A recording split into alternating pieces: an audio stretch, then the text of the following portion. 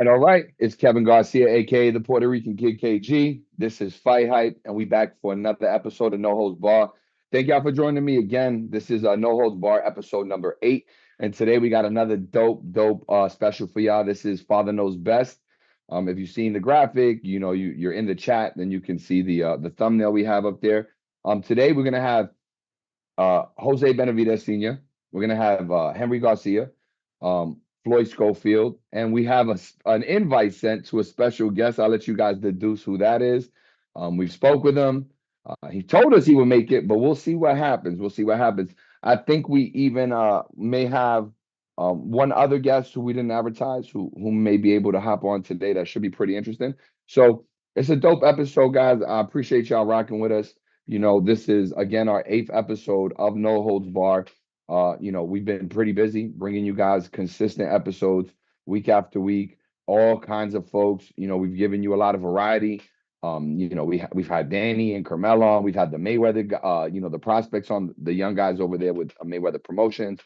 The Russell brothers. We had a Philly special, Antonio Tarver. I mean, we don't plan on stopping anytime soon. So thank you for the support. Continue that support. And I promise you, I'll continue to be consistent and bring you guys the dopest looks in boxing today. That's a fact. You know, Floyd Schofield, obviously his son, Kid Austin, Floyd Jr. just had a fight last week. So we'll definitely be talking to him about that. For those of you who have been on the internet today, you know, there was an announcement with Ryan Garcia. So we'll have Henry Garcia, his father, on, and we'll be looking for some clarity from Henry on that. We've got Benavidez Sr., who obviously his son has a really big fight coming up in about a month and a half, 2 months, about 2 months. So we'll get some insight on that. And we'll be touching on a lot of other topics. Last week I was in New York at Turning Stone Casino and Resort, Verona, New York, upstate, for the Oshaki Foster Conceição rematch. And I ran into a few people there. Ran into Robert Garcia, and we had a really good sit down. He shared some very interesting thoughts that I will get my guest take on today. Ran into Tim Bradley, and like Tim does, and only Tim can do, he gave us a really good take on his opinion on some hot topics today in boxing. So we'll be getting our guest's opinion on some of those conversations. But in the meantime, like I'll tell you every time y'all join, please make sure if you have a question and you have a concern, anything at all, jump in the chat, share it, let me know. I'll go ahead and do my best to get your questions out there to our guests today. But I appreciate y'all rocking. Let's see here. Man, Mo, appreciate you, Mo, for sure. Always, man. Love. Appreciate you joining the chat. Appreciate you coming through consistently. My God, thank you. Just kind of reading some of the comments. Some of y'all getting a little creative. That's funny. So Donald Ray Bohannon Jr. says, "Don't nobody care to watch this BS."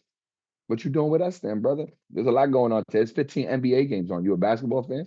But if you're a boxing fan, you came to the right spot, because you tell me another boxing channel today that is bringing y'all this much content, this consistently, and this varied, right? Because we've given y'all all kinds of looks. And again, we don't plan on stopping anytime soon. So Donald, thank you for the comment. I appreciate you being in the chat.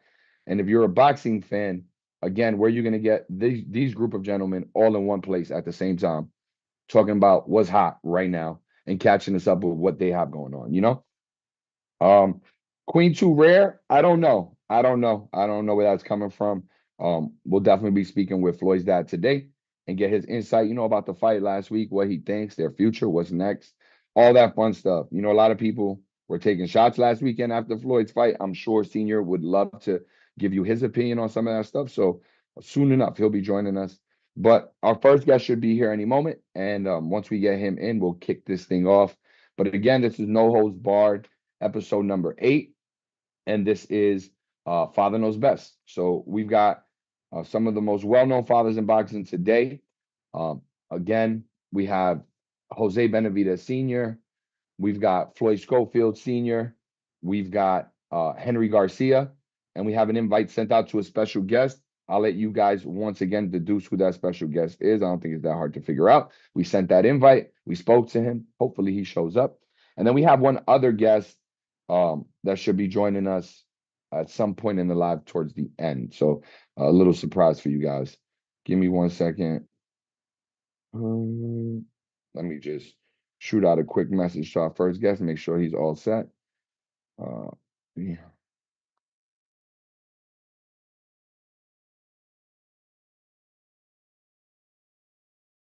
Oh. So we're gonna send a message to our first guest. Again, he should be here any second, but just wanted to touch base.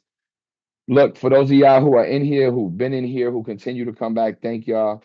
If you like boxing, you're in the right spot. If you're a fan of the sport, if you're looking for dope content, again, from today's, from today's most notable folks in boxing, whether that's a fighter, a trainer, a manager, no holds bar is what this series is all about. This is our eighth episode.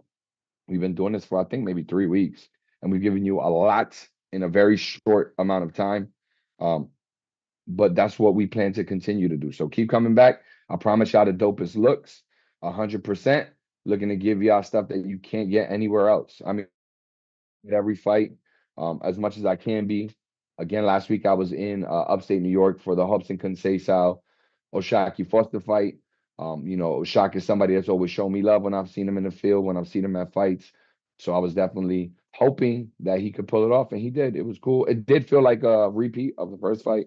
So you know, hopefully his next fight, Shaq could put on a performance that I'm sure he wanted to put on. I don't think Conceição was making it easy for Shaq to have the kind of fight he was intending to fight. But hey, it happens. It's boxing. It's all good. He got his strap back. But yeah, that was the last event that I was at. Regis Prograis showed up. So we in upstate New York. I see Regis. I'm like, oh, Regis came to support Shaq. That was dope.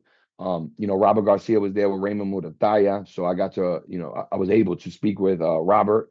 We had a very good conversation. We spoke for quite a while and we covered so many different topics, and he gave some really good takes and his opinion on some of the stuff that was going on. So it was dope. That footage is available on FightHype right now. So if you haven't seen it, I highly suggest you go check it out. But aside from that, I also was able to run into Tim Bradley, and I was able to ask Tim about some very popular topics today. And Tim did not hold back. Like I told you guys, Tim Bradley fashion, like only Tim can do. He gave us raw, honest, unfiltered thoughts on how he saw some of what his opinion was on some of these hotter topics today in boxing. So if you haven't checked that out, that is also already up. You can go ahead and catch up with it. Reggie Zaza says, Reggie's coming us up. Okay, Reggie. Kumbaya, y'all. Kumbaya. But again, if you have a question, let me know. Put it in the chat. I will definitely do my best to get that question answered for you. If you have a thought, share it. Share it, I don't know if anybody was watching that fight last week, whether or what fight y'all watched last week, whether it was the Hobson Conceição Shaki Foster rematch, or if you watched the Kid Austin fight. But what did y'all think about either one of those matches? Tell me in the comments. Tell me in the comments. Do y'all think that it was just a tough opponent for Kid, and he was just in there with a tougher guy, and he was just trying to bring the fight to him, maybe not box as much? Do y'all think that maybe Kid Austin's got some opportunities that he needs to work on? What are y'all thoughts? What are y'all thoughts? Share it in the thing. Y'all think Kid did great, and again, it was just a style kind of thing. Tell me. Uh y'all are funny, man. I'm reading some of these comments. Y'all are some funny folks for sure. Give me 1 second, y'all. I just want to again tap in with our first guest, make sure he's good to go. Just bear with me. Make sure he's not having any technical difficulty or something. Hold on 1 second, y'all.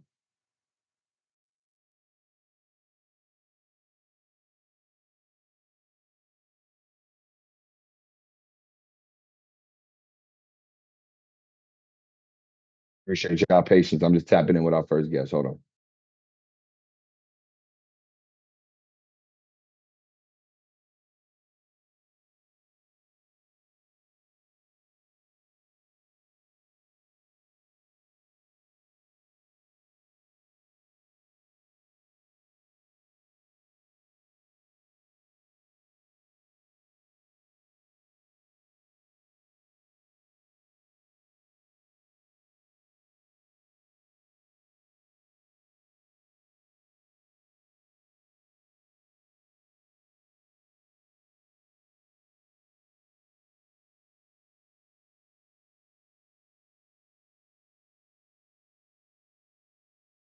All right, guys. Appreciate y'all patience. So I just tapped in with our first guest.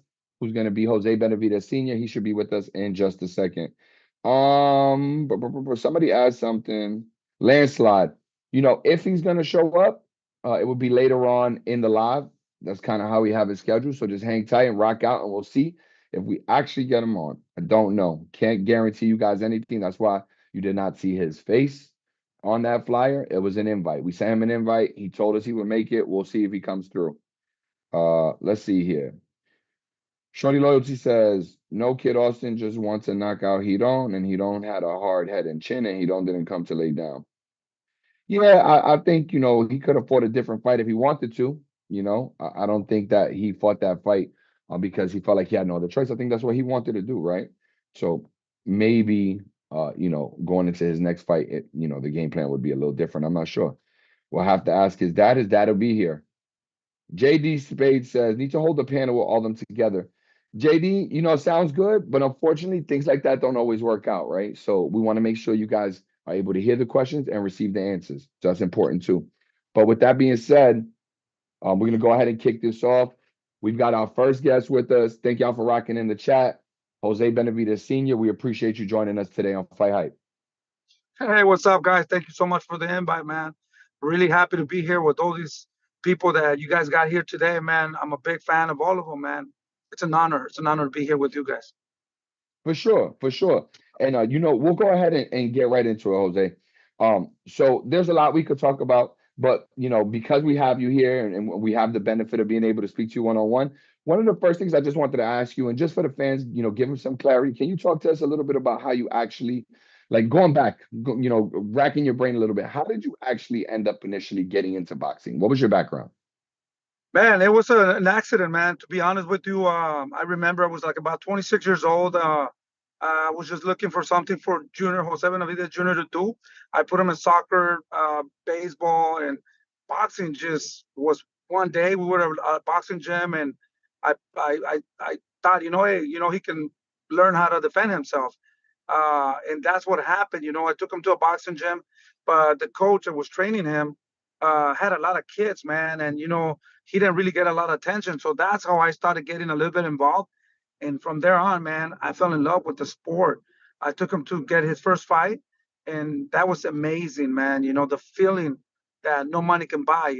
So I just felt obsessed with boxing and just started learning from videos and watching a lot of videos of Julio Cesar at that time, Oscar De La Hoya, Roy Jones, uh, Nassim Hamed, and Mike Tyson, and all the legends, man. And that's how I just became obsessed and just started training Junior. And David was born, and when he started walking, that's how he started training too. But Junior had like about 200 amateur fights, and he was representing Mexico and the United States. He was trying to go to Olympics, but he got signed at 17 years old, and that's how everything started. Yeah, no, listen, really dope insight, right? Because everybody wonders, do you just walk into the gym? Did you see the talent already? Did you know? But that's actually my question for you. When did you know that your sons weren't just like, they were competitive or they were interested, but they were special? Like when did you notice first with Now, Jose? to be honest with you, I always thought, I'm not a trainer. I'm not. Whenever I find somebody that knows a little bit more of what I know, I'm gonna let them go with another trainer. And I just got so involved, that I took him all the way to Junior to his first world title, and he won his first world title with what's his name? I forgot the name of the guy that he won his title with. Fuck, I had his name and I lost it. So he won his first title right after a month. I'm all like, holy shit, he's a world champion. I couldn't even believe it, man. To be honest with you, I everything that I was doing was new, and to this day, everything that I do is new because I've never been here before. Herrera, Mauricio, that's when he won his first title. So I never thought they were going to be amateurs. I never thought they were going to be world champions. I just want to spend time with them and dedicate myself to them and try to get to their goals, man. To be honest, one thing brought me to another, and the only thing that I know is that I had to make a lot of sacrifices, and I really love boxing. I worked so hard but I never thought, man, to be honest, that I was going to be a trainer or a manager. And little you know, man, I've been managing Junior and David's career since, you know, and now I manage other fighters. And I had the privilege to make 4 world champions now. My first champion was Dijon from Montenegro. Mikey Garcia took his belt at 135 for the WBC, but I made him a champion. And then Junior became a champion. And then David became a champion. And then Rayo Valenzuela became a champion.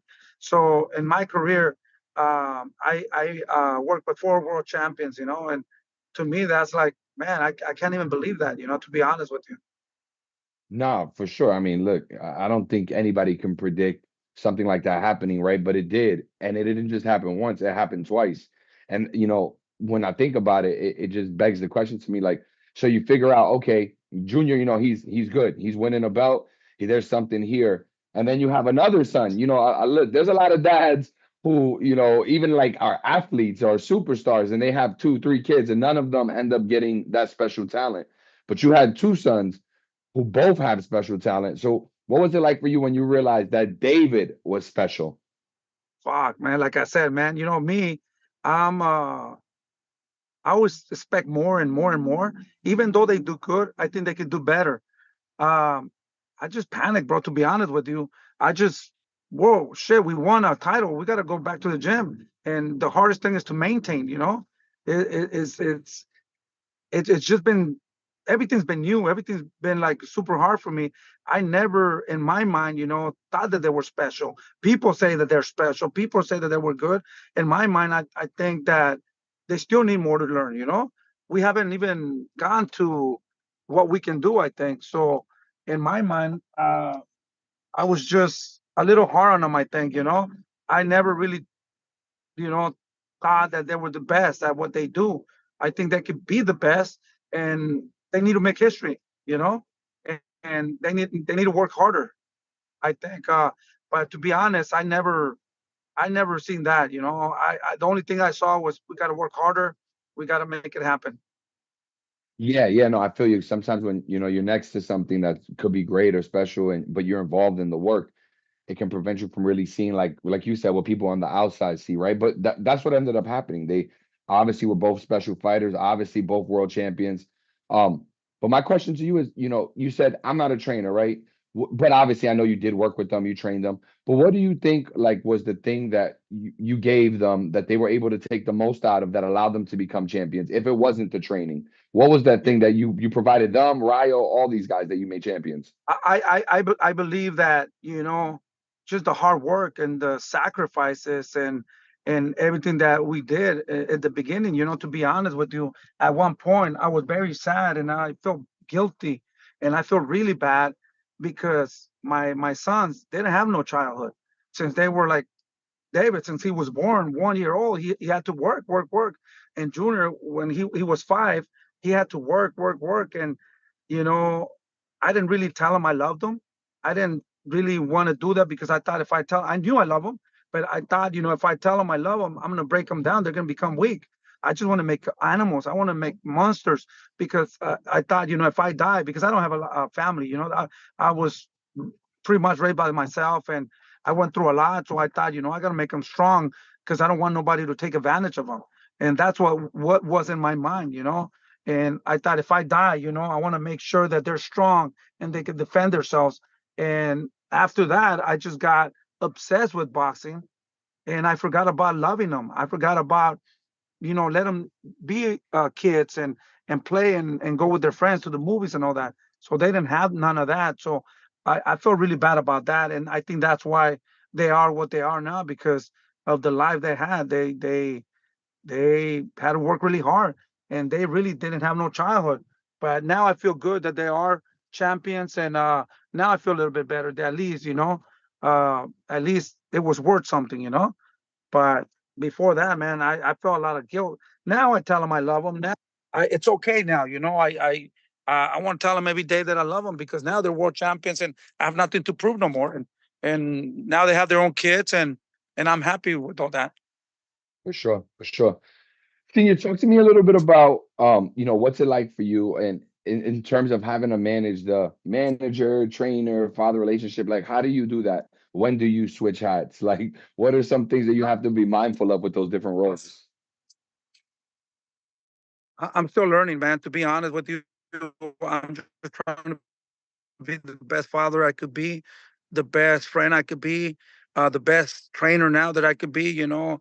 And it's not easy, man. There's a balance for everything, you know. And I make a lot of mistakes, but I every day that I go home, I try to see where I can improve, man. Because this is not easy, man. You know, dealing with all the contract, the fights, and then the fighters and training and everything that's around boxing. Uh, it's a lot, man. And man, it's really hard, but I want to thank God, you know, for giving me the string and the health to keep going, man. Because sometimes I just feel that I can't go anymore, man. To be honest with you, but I try to have a balance. I try to understand and be flexible. And there's changes that I have to make in my life sometimes because at the end of the day, you know, some people don't make those changes, and that could ruin the whole career of the fighters and the relationships of the fighter. You know, so I try to be very flexible and understand the fighters also, so we can connect a little bit more and be successful. No doubt, no doubt. So obviously, what you're saying, you know, you have to make some changes. I wanted to actually just because last time I spoke to you, we were in Florida. We were in Florida, and you touched on it a little bit, and I wanted just to expand on that. So with this training camp, are you going to be as hands-on with David's training? I know you alluded to maybe he may get some other work with some other people. Can you just No, no, yeah, no, yeah. You go know, ahead. there was a lot of talks about that. I just let people talk and do whatever they want to do, man. Like I always say, you know, if there's a trainer that can show David today, you know. I want my fighters and my sons to be successful, and I want them to keep winning, you know. But there isn't any of that at this moment. I'm leaving David's here in Seattle, Washington. We've been working for 3 weeks. Everything's been going well. He leaves tomorrow to Miami. I have some girls that fight in Texas. I got two girls, no, and two guys that fight in Texas on the 9th. On the 10th, I'll be back to Seattle, and I'll be probably leaving on the 11th to Miami to start camp with David.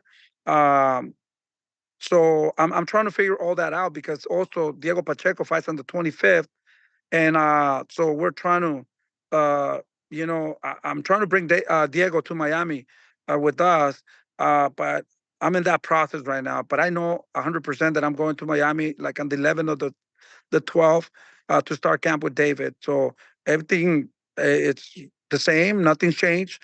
At the end of the day, David's a grown man, and I want him to start doing his own decisions, and that's what he's doing. You know, he's getting his own strength conditioning guys and nutritionists and all that. So my job is to train him. You know, before I used to do all that, but now he's taking over like 90% of the work that I was doing. And to me, that's cool. That's really good. You know. But yeah, no, I'm gonna be in his corner. Everything's the same. Nothing has changed. Whatever you heard or people are saying, you know, I really don't focus on that, you know. But if there was any changes, I would be super happy with that. Also because he's my son, you know, and I'm always going to be there, and I'm going to support him whatever he wants to do, you know. And but in this camp, everything stays the same pretty much. Nah, that's dope because you know a lot of it could be boxing, it could be a rapper, it doesn't matter. A lot of times when people come up and they come up with a particular team, you know, there's nothing wrong with keeping that team forever. But sometimes if you're gonna make a change, I think that ends up dividing people, right? It could divide people. They're like, oh, you're gonna go this way, you're gonna leave me. But it seems like you're about whatever is gonna make David the best. And I'll tell you something, I'm always going to be in his life. He's my son. You know, I've proven myself. I don't have to convince nobody. I mean, he's a four-time world champion. You know, he held the interim WBC world title at 175. You know, so he's the youngest world champion in history at 20 years old. So there had to be something good that I did, you know, with him. So now, if he wants to do something with somebody, hey, let's do it. You know, we want to make history. So if I see somebody that's better than me and I think that he can motivate David, I'll be the first one to, hey, you want to work with me? Because at the end of the day, if you see me, I have all these other assistants, that I work with. I didn't get here by myself. I got other assistants. I got Junior Lopez. I got Poncho Ramirez. I got Britos. I got Serrano. And because of them, that's why I'm here, because they've been helping me with all these fighters. No, that's dope. That's very admirable too. I don't want to ask you too much about Rayo because we already did that.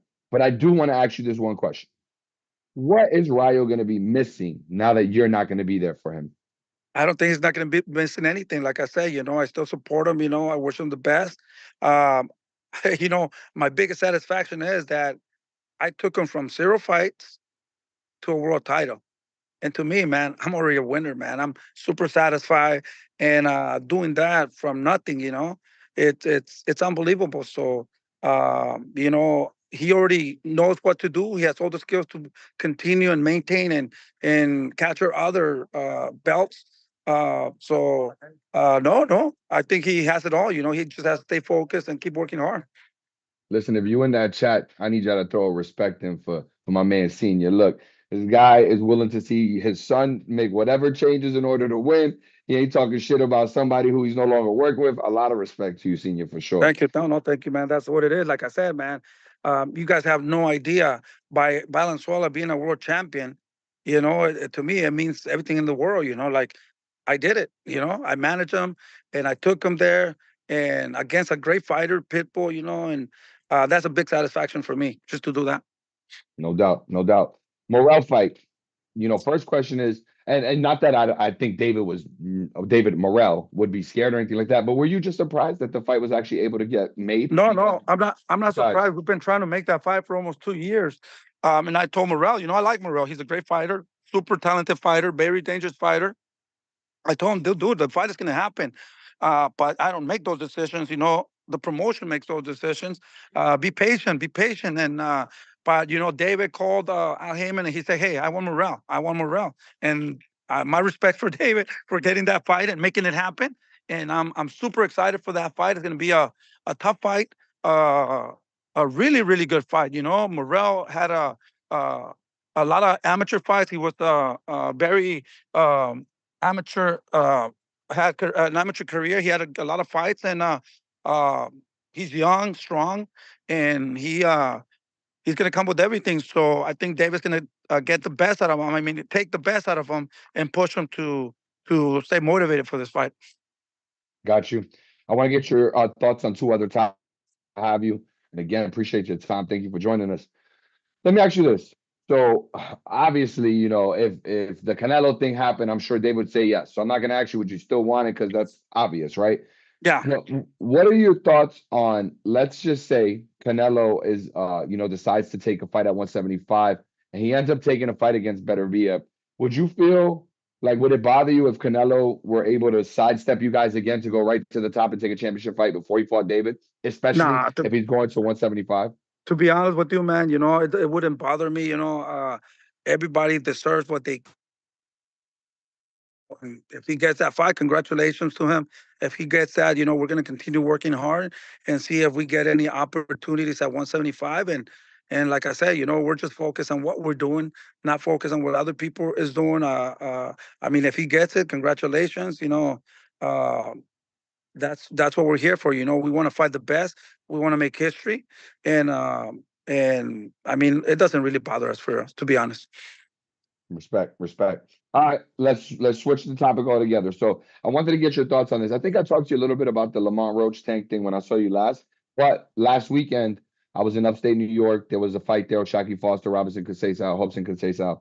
And I ran into Tim Bradley and I ran into Robert Garcia. When I ran into Tim Bradley, I asked him, I said, what do you think about this Tank Roach fight? And if you know Tim, he was very passionate. And he said, look, man, he said, he's starting to look like, to me, this is Tim speaking, a 30-year-old prospect, that he's got to do something. He's got to fight one of these top guys. Do you agree with Tim? Do you think he has a point? How do you see it, especially being in the game? Like I said, man, I have a lot of respect for all the fighters. They're all trying to feed their families and get to a world title and do whatever if they're fighting, they're still in. They have a good, really good opportunity to be in top. Um, I will watch that fight. Like I said, I don't know them, to be honest with you. I don't know how they train or whatever. But if that fight happens, I want to see that fight. To be honest, I mean, it's all about being dedicated and working hard for those opportunities that you get in life. And who knows, maybe he can make a big upset or something like that. But you never know until you fight him. Um, I want to watch that fight. Like I said, it's a good fight. It doesn't matter how old are you. Benavidez is 40 years old, almost, I think, or something like that. And look at what he did. Bernard Hopkins was 40 something too, and look what he did. So I think they just got to stay focused, disciplined, and shock the world. And just so I clarify my statement, that way you understand what I was trying to say. I guess what Tim was saying is Tank. He was saying Tank was giving him this vibe that Tank is a 30-year-old prospect because Tank hasn't fought tougher opponents. Just want to make sure you understood what I was trying to say. He looks like one of the 12. Okay, okay. I understand, but that's what I'm saying. At the end of the day, whoever's fighting, the age doesn't really matter. To me, in my opinion, it's. I mean, make the fight happen. And let's see what happens. Like I said, I think that everybody deserves a chance, and some people takes a long, long time to get an opportunity, and maybe they can shock the world. There you go. So I was speaking to Robert Garcia last week too, and he shouted you out. He said, Benavidez is a good friend of mine, and I was like, look, tell me this. I asked him the Tank Roach question, and his response was a little different. He just said he thinks that Tank should challenge himself. He said he doesn't understand why Tank wouldn't come up to 140 and fight Rayo. When you were still with and around Rayo, working with him, was that? Go ahead. It sparked the thought. What came to your mind when I said that? Well, I asked for that fight. I had the rematch. Like I said, right now I can't really talk about a lot about Rayo because he has a lawyer. We're in a legal process because of Rayo. If he would have called me, we would have settled everything easy, quick, and whatever. But I had a rematch for Rayo for Pitbull, but there was talks about him fighting Tank. So I was working on that fight already. So after that, I stopped, and I mean, I'm not longer doing anything for that. But I I think that would be a great fight. How serious or involved did those talks get? Very serious. Man, man, what do you think kept it from actually happening? Was it the split between you guys? Yeah, everything that's happening right now, like I said, so I just didn't continue, because there was no point for it. So, but I think it could happen soon. That would be a great fight. You know, I think it's but those are the two fights that I was working on. The two fights. Oh, Rayo Pitbull or Yeah, Rayo yeah, rematch or yeah. Tank. And I was, yeah, and I was working on those two fights. Uh huh. Yeah. How do you think that fight would have Está actually? acá frente. Yep. How do you think it would? So Rayo told me because I saw him in New York, right? And when I asked him the same thing, I said, "How serious was it?" He downplayed it a lot. He was like, "Nah, it wasn't that serious. It wasn't even the talks weren't that real." But you're saying it was very likely.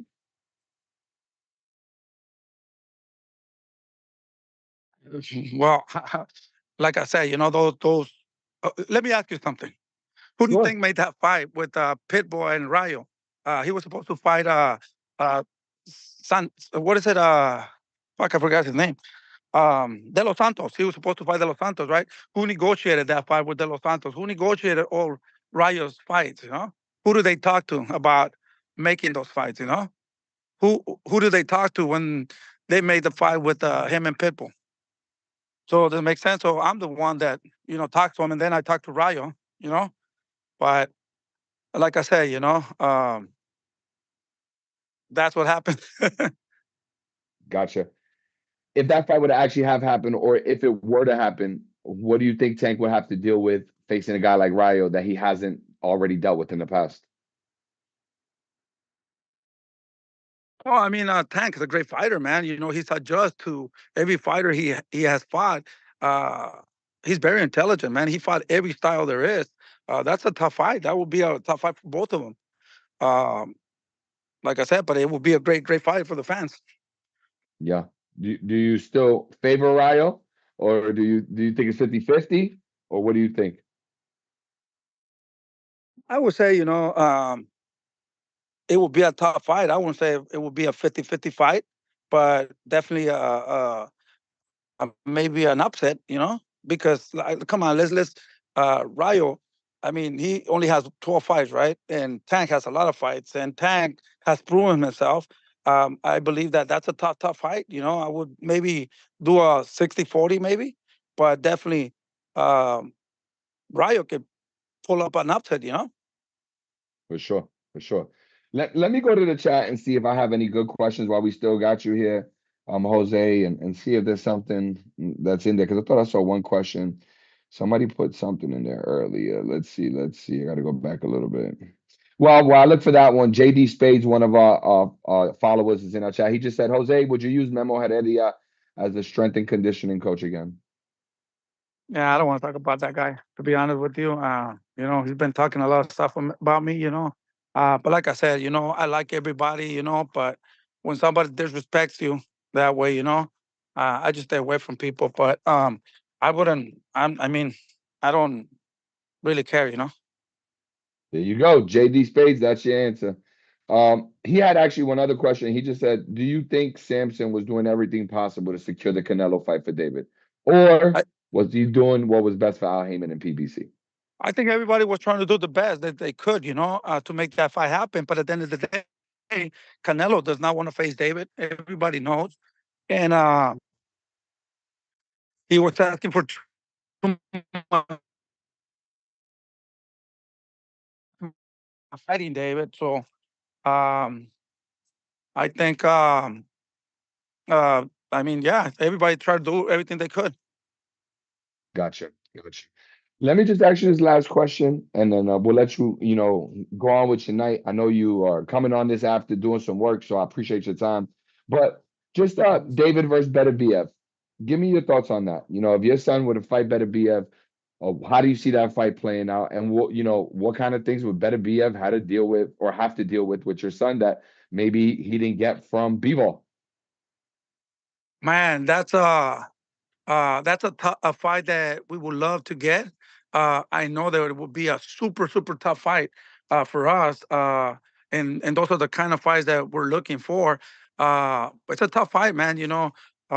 Better beef, hits super hard. So we will have to use our intelligence and maybe use the jab a lot and maybe go to the body a little bit. That a lot of people don't do that with them. They just headhunt. So I think that would be the difference. David throws a lot of punches, a lot of combinations, and he goes to the body a lot. There you go. There you go. Senior, anything they should know, be aware of that they don't already know about? Anything you want to share with us before we get you out of here? No, I just want to thank everybody for the support, and I'm just trying to do the best that I can. I know that there is a lot of people that give me a lot of support, and I know that there's a lot of people that talk a lot of shit, but at the end of the day, I don't care, man. I'm just here living my dream and being happy and trying to see what's the best that I can do in boxing. I'm super motivated. I love the sport. And I mean, I sacrifice so much and I love the sport. So I'm gonna continue doing it until I cannot no longer do it. For sure. Everybody in the chat, let's definitely give my man Senior some respect. So drop a respect in there. He kept it real, was straight, didn't talk shit, gave y'all his thoughts, honest, raw, unfiltered. And more than anything, he gave us his time. Senior, thank you so much for joining us on Thank you, No Holds brother. Bar. You're the man. I'll talk to you soon. Thank you. Thank you. Thank you. Thank you. Yes, sir. Yes, sir. All right, y'all. Y'all still in the chat with us. Appreciate you rocking. Our next guest should be with us pretty soon. I know some of you guys were asking, and I'm gonna go back to the chat and look at some of your comments while we wait. But I know some of y'all were asking about getting everybody on together. Don't get me wrong. I know there's some podcasts out there, some folks that go live on different social media networks that like to do that. But one thing we like to focus on, Fight Hype, myself personally, is quality. I want to make sure we're able to ask the questions that you guys actually want the answers to. And while some of these folks may get along, some may not. So while a screaming match or something like that is entertaining and it's great, it promos the fight and it builds it up. I also want you guys to get quality out of these interviews. So if you're rocking with No Holds Bar, no, that is a focus of No Holds Bar. That is a focus of Fight Hype. We bringing y'all the dopest looks. I mean, tell me another podcast where you're gonna get the people you will get on tonight all in one spot. So keep rocking with us. I promise I'll keep trying to give you the best interviews possible. and bring you some of the dopest and most notable names. Micah Lee says, enjoyed the show. We on here as fans. Or Micah Ellie, excuse me. Micah, thank you so much. I appreciate you rocking with me. My name is Kevin Garcia. I go by the Puerto Rican Kid KG. You can find me on Instagram primarily. Feel free to follow, keep up. I promo a lot of stuff on there. I put up a lot of content. I have an Instagram series called In the Field with KG, where you see a lot of my work when I'm at events. So please go ahead and check it out. Like something, share something, and continue to follow. Join these lives, and I'll continue to give you guys the best thing or the best content that I can. Going through the chat, so just seeing what's in here. Again, our next guest should be on with us soon. We have Henry Garcia. We have, which perfect timing. You know, there was news with Ryan today that I'd love to get Henry's thoughts on and some clarity from. We also have Floyd Schofield Sr. You know, I know that's a person that you either love or hate. That's my guy. So listen, he'll be in here. You share your thoughts. He is not afraid of the smoke, and I'm sure he will answer all questions. Attorney Bailey, just with the super chat, just cuz respect, Attorney Bailey. Appreciate you being a fan of the brand. Appreciate you being a fan of Fight Hype. Appreciate you rocking with me personally whenever I do these. Thank you so much, Attorney Bailey. Reggie Zaza, I'm looking through the comments now. Maybe I'll see what energy you're talking about, and we'll see what we find in there. Thank you so much for the love, Reggie. I appreciate that. So the Chitlin distributor, great question. This is my man Slauson Bruce. So for those of y'all who are familiar with the Marathon, that's probably my favorite clothing brand. If y'all know who Nipsey Hussle is, that was his clothing brand. That's why you see him in the back, a lot of my stuff. I'm a big supporter of the Marathon, big fan of Nip. I'm tied in with my man George Panich over there at the Marathon, so I have some relationships there as well. I do my best to support. But this is Slauson Bruce. He actually recently passed away, so rest in peace, Slauson Bruce, for sure. Let's see what else. Let's see what else we got. Let's see what else we got in the comments. Rod, he is not next. He will be after our next guest, which should be Henry Garcia. We're just trying to reach out to Henry and see. It could be technical difficulty. He might be traveling. Things happen. But he should be on. So we'll keep you posted. Just hang tight with us. Again, I'm going through the chat.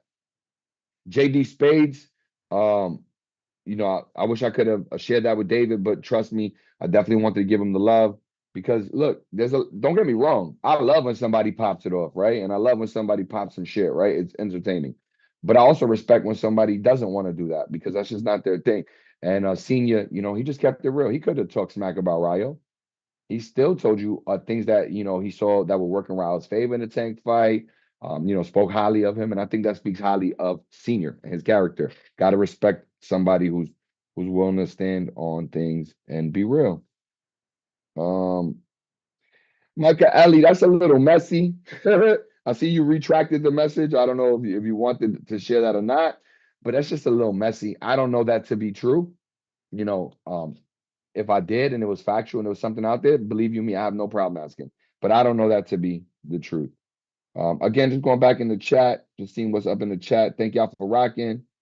Cervecero Music, my bad. You know, I would have loved to have asked them for you, but for whatever reason, it got by me. You know, I was asking questions, so my bad. Oh, okay. I see your question now, Cervecero, in full. I'm pretty sure they try to activate it. Look, I've talked to Mauricio Suleiman about this topic plenty of times, in person, face to face. And I respect Mauricio. You know, I respect his father. I respect the WBC. I think they're great folks. But Mauricio never gave me a straight answer on the topic, and it just is what it is. You know, I remember one time I asked him. I won't date it because again, I have a lot of respect for those folks. But I asked him one time, and it was like, you know, 6 months from now, XYZ, does David get the Canelo fight? And he essentially almost told me yes without saying yes. And time came and passed, and it didn't happen. It didn't happen. So I'll let you guys deduce why not. I'm not gonna assume or speculate, but look, it didn't happen. I'll say this much.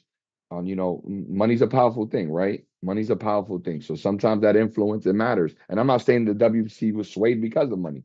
Maybe they had other reasons, but Canelo's in a position of power, and that has an impact. Just looking to see if there's any other questions that I missed while we wait, and I'll get an update on our next guest here for you guys in a second. So just hold tight, keep rocking with us. I can tell you 100%. We should have Henry Garcia on very shortly. Floyd Schofield Sr. for sure. There's an invite sent to a special guest. I think you guys can put that one together. But worst case scenario, we'll go ahead and move on from Henry in a second here and try to move towards our guest after him while we wait on Henry. But let me just see if there's any other questions. Mike D, David don't follow Ryan no more. Yeah, so I'm looking out here and it seems like there's a lot of talk about this Benavidez bros jumping Rayo. I don't know. I don't know. I don't know that to be true. I'm gonna be honest with you guys. I've got a lot going on in my personal life and all the boxing stuff that I do. So somehow, some way, that got by me. I didn't even know that was a thing. My bad, y'all. I'll do some research on it and see what I can figure out.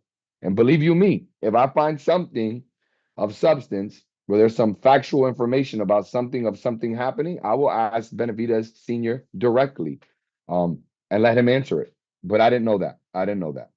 So again, JD Spades, my bad. I missed that question. What fighters he has under his stable? Not sure. We could definitely get with him next time. I should be going to a Benavidez camp here in the near future while he gets ready for this Morel fight. By the way, y'all, we have something very special coming for you. Very special. Let me touch base if I can see if it's too early to share this. Hold on. Okay. Give me a second, guys. I might be able to reveal something to you a little sooner. So some insight. But while I wait for I was with Robert Garcia last week, JD, and I don't. We spoke for almost half an hour straight. We did an interview, and I don't. He didn't make any mention of managing Rayo. That doesn't mean it's not true, and I didn't ask the question. So very well may be the case, but I don't have anything to stand on to tell you that's true. And we didn't get to ask him. My apologies. Um, 1 second, guys. What we're gonna do is we're gonna reach out to Floyd Schofield. For some reason, we can't get a hold of Henry, but we spoke to him multiple times today, so something might be happening. Phone could be dead. He might be having some sort of emergency. So we'll go ahead and work on still trying to get Henry, but I think we're gonna skip ahead and get Floyd Schofield Sr. on next. So just hang tight for a second while we do that. Somebody else. Okay. Yeah, that's what I was going to tell you guys. So I got some confirmation. So just so you guys know, Johnny Boy Boxing does work for us here at FightHype. He works with me directly on a lot of stuff, and he's actually at this moment in Houston at David Morrell's camp. He's been with David Morrell, Ronnie Shields, and those folks all day, and he's been around Vito Melnecki. I think he's waiting on Jamal Charlo to show up. He should be there either tonight or tomorrow. So we have a lot of inside camp footage coming your way. Again, guys, if you in this chat, all 100, so many people in here, I'm gonna tell y'all this: if y'all fans of boxing, there's not another channel that is giving you these looks right now. There's a lot of people doing a lot of things, but not like this. On No Holds Bar, we bring the notables that you want to hear from on. We ask them very direct, honest, clear-cut questions. We get good feedback. We catch up with them personally, and we give you more than one look. This could have been just a Benavidez interview today, but you'll actually hear from more than just one dad with our next one coming on in just a second. So hang tight. But we do have Johnny Boy Boxing in Houston, and Mateo El Filipino. We are definitely not speaking about the same Johnny Boy. Johnny Boy Boxing is a reporter who does work with FightHype for FightHype, and he works with me on a lot of things directly. So Johnny Boy is in Houston right now, and he's at the David Morrell camp with Ronnie Shields. So he has a lot of dope insider gyms, camp footage that you guys will be able to see. A lot of one-on-one stuff with the fighters. So far, Morel and Vito Melnicki, he cooked up with them today. He should be cooking up with Jamal Charlo tonight or tomorrow. And we'll get all that to you here very soon over the next few days. Reggie Zaza says, Puerto Rico versus Mexico championship records 84 versus 72. I don't know. Who you arguing with, Reggie? Who you arguing with, Reggie? Let me see. Just kind of going back through the channels. Or shooting back through the chat. Hmm.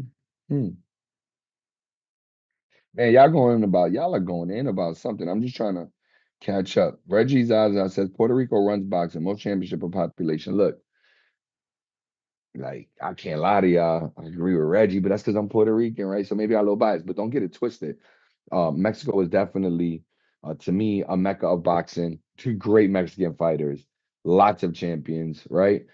Head to head, we got the edge on y'all right now. Per capita, we got the edge on y'all, but no doubt, Mexican fighters are some of the best, if not the best, right? So much respect, much respect. But you know who I'm rocking with? Home team, baby, home team, Puerto Rico. You already know. You already know.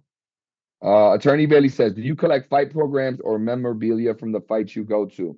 If you look behind me, that is all what that is. Those are credentials from every fight that I've ever been to. I have another wall that you can't see, it's off camera, and there are even more credentials there. I keep bout sheets, I keep stickers, I keep anything, man. I'm a fight fan first and foremost. That's how I ended up doing this. So, um, and Henry called us, by the way. So if you're in this chat, Henry Garcia has called us and has confirmed he'll be on the chat. So no worries, guys. If you came to hear from Henry Garcia, if you want to know what he thinks about this thing that Ryan's advertising that's happening overseas, we're gonna get that answered. So just hang tight with us, keep rocking with the live. Henry Garcia Sr., or excuse me, Henry Garcia will be here, and we're working on getting Floyd Schofield Sr. in right now while we wait. So any second now. Again, just looking through. Rod says it's a special guest. Yeah, Rod, if you see the silhouette on the thumbnail, I don't want to say his name till he shows up, but you can put two and two together. That's who it is. We asked him. He said he'd be here. Now, will he? I don't know. I don't know. I've had a lot of people on over the last month that have had a lot of smoke for Devin. So, Devin Haney. So, our special guest, who we shall not name until he arrives.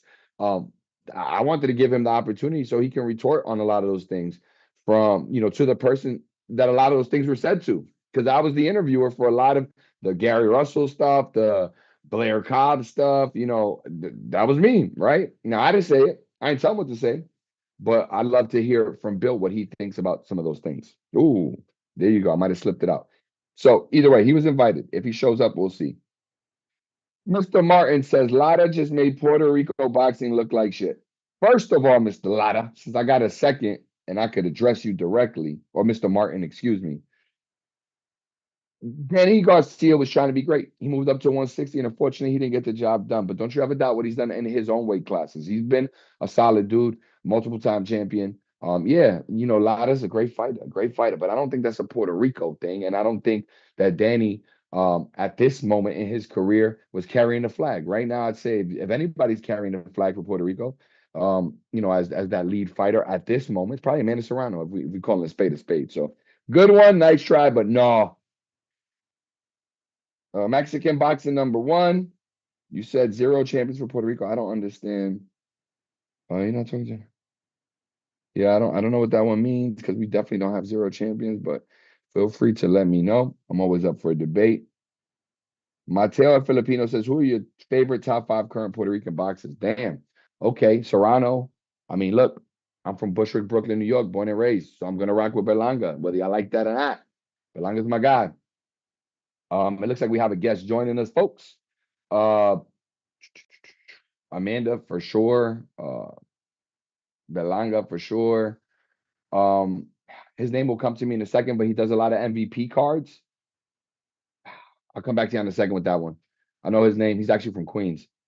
But I'll wrap that up in a second for you guys, and I'll give you those other two fighters that I consider my top five Puerto Rican fighters today. In the meantime, we are being graced with the presence of my guy, Floyd Schofield Sr. He should be here any second. And there he is. What's up, Big Floyd?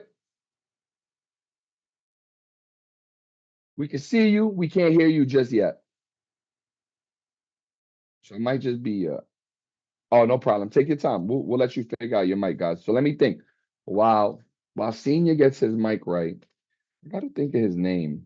But I'll say it's like Alex something. He's a dope fighter. I've seen him in person. I like Crystal. Yep, I can hear you. Can you hear me? All right, I can hear you now. Perfect. Well, first and foremost, thank you for joining us on No Holds Bar. Yes, sir. You look like you calling in from a very relaxing environment. Yeah, I'm home. I'm relaxing. We back in Texas. Yes. No doubt, no doubt. So look, Floyd, there's a lot that I could talk to you about, but I want to just start with you. Nothing boxing, nothing last week. We'll get there.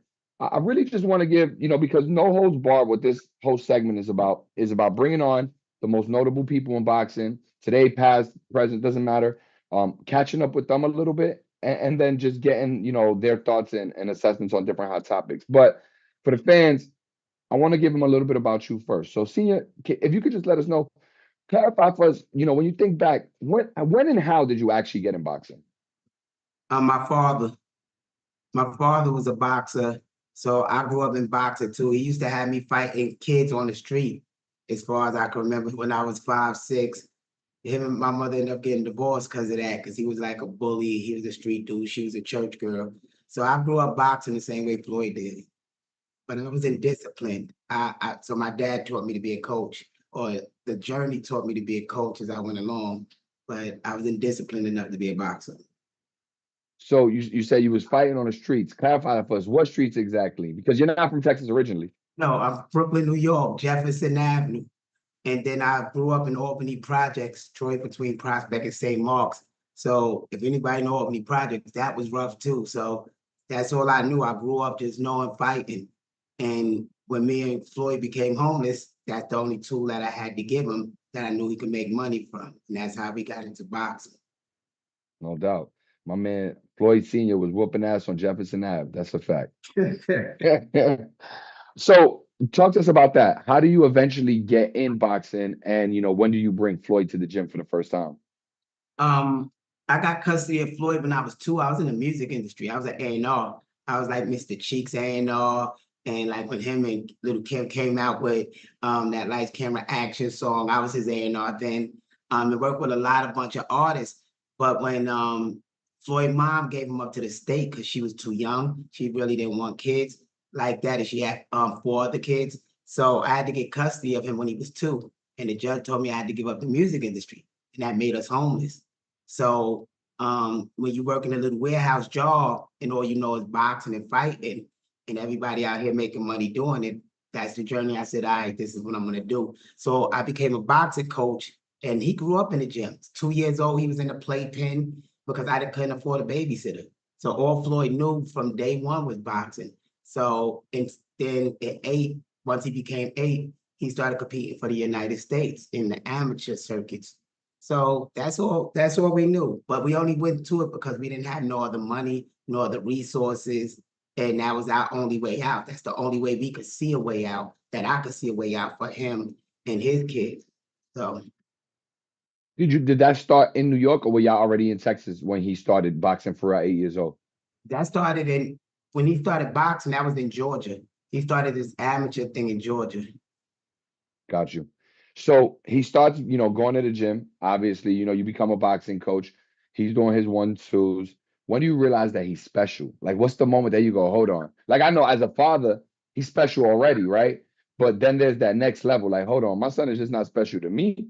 He's special to anybody watching. When does that realization happen for you? It happened when I made the idea that he was gonna walk that journey, because it wasn't about him becoming special. I had to develop special.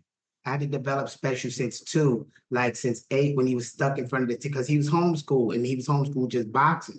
So I had to convince him he was the greatest way before he could even believe that. I had to manifest that into his mind and instill that into him. So it wasn't just something that he popped up. It's something that I gradually developed, even with him getting him hypnotized and taking him to other specialists to develop this gentleman y'all see. That wasn't just by luck, like I just seen it and said, oh, he's great. Nah, I know what I put in him.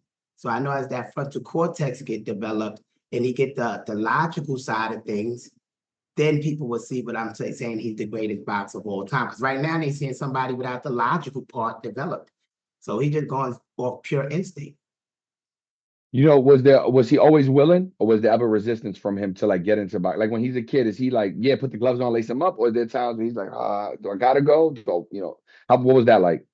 Like as a teenager, I think all boys get to that phase where there was times he came crying from school. He wanted to hang out with his friends. He wanted to go to the birthday parties, but we got a competition. You got to make weight, So he had to give up a lot. He couldn't have a childhood.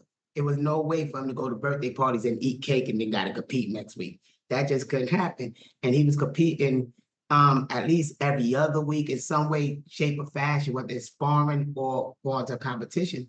So Floyd he didn't have a childhood at all. He was just fed boxing. He trained 3 times a day since he was 8 years old. And he trained now as a professional 3 times a day. Like I conditioned him where it's just like riding a bike to him. So Second nature for sure. Talk just a little bit, Senior, about like what's it like for you, towing the line for each of the hats or the roles that you play, right? So you're his manager, you train with him, you're his father, and please clarify that for me. You do his management side too, right? Yeah, so you do everything. What's that like for you, and how do you switch through hats? Like, what's the difficulties of having to play all those roles, and how do you do it? I think I'm used to it because I had to do it since he was little. I had to be his manager, his trainer, his physical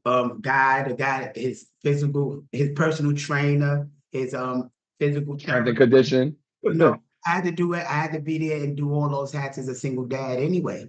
So, I guess I just grew right into it. That is second nature. To me, it's just normal. Get up in the morning, run his life, basically management wise, run his businesses, run his sponsorship stuff, and dealing with Ford and all the other people getting the commercials in place. So I'm just so used to doing that. But all I want him to focus on is boxing. Do the wires ever get crossed though? Like, are there times when you need to be the trainer, but the dad in you is overtaken, or vice versa? You need to be the dad, but the trainer in you is overtaken, or do you find that you're able to balance all those roles really well? I think it's not the dad never leave. Like no matter what hat is on, it's always the dad involved. Because it's the trainer, like when y'all see me in the corner, I believe this weekend, and I'm yelling at him, it ain't because he's doing horrible. He's allowing himself to get hit behind the head because he's not using his jab. And I believe I'm still in trainer mode, but I'm also in dad mode because at the end of the day, we got to go home. What happens 2 years down the line, 5 years down the line with those headshots? So I think the father and the trainer is still the same person regardless. It can't be separated. Got you, got you. And on that note, let's talk about it, right? So give me first and foremost, assess for me the fight last week, how you saw it.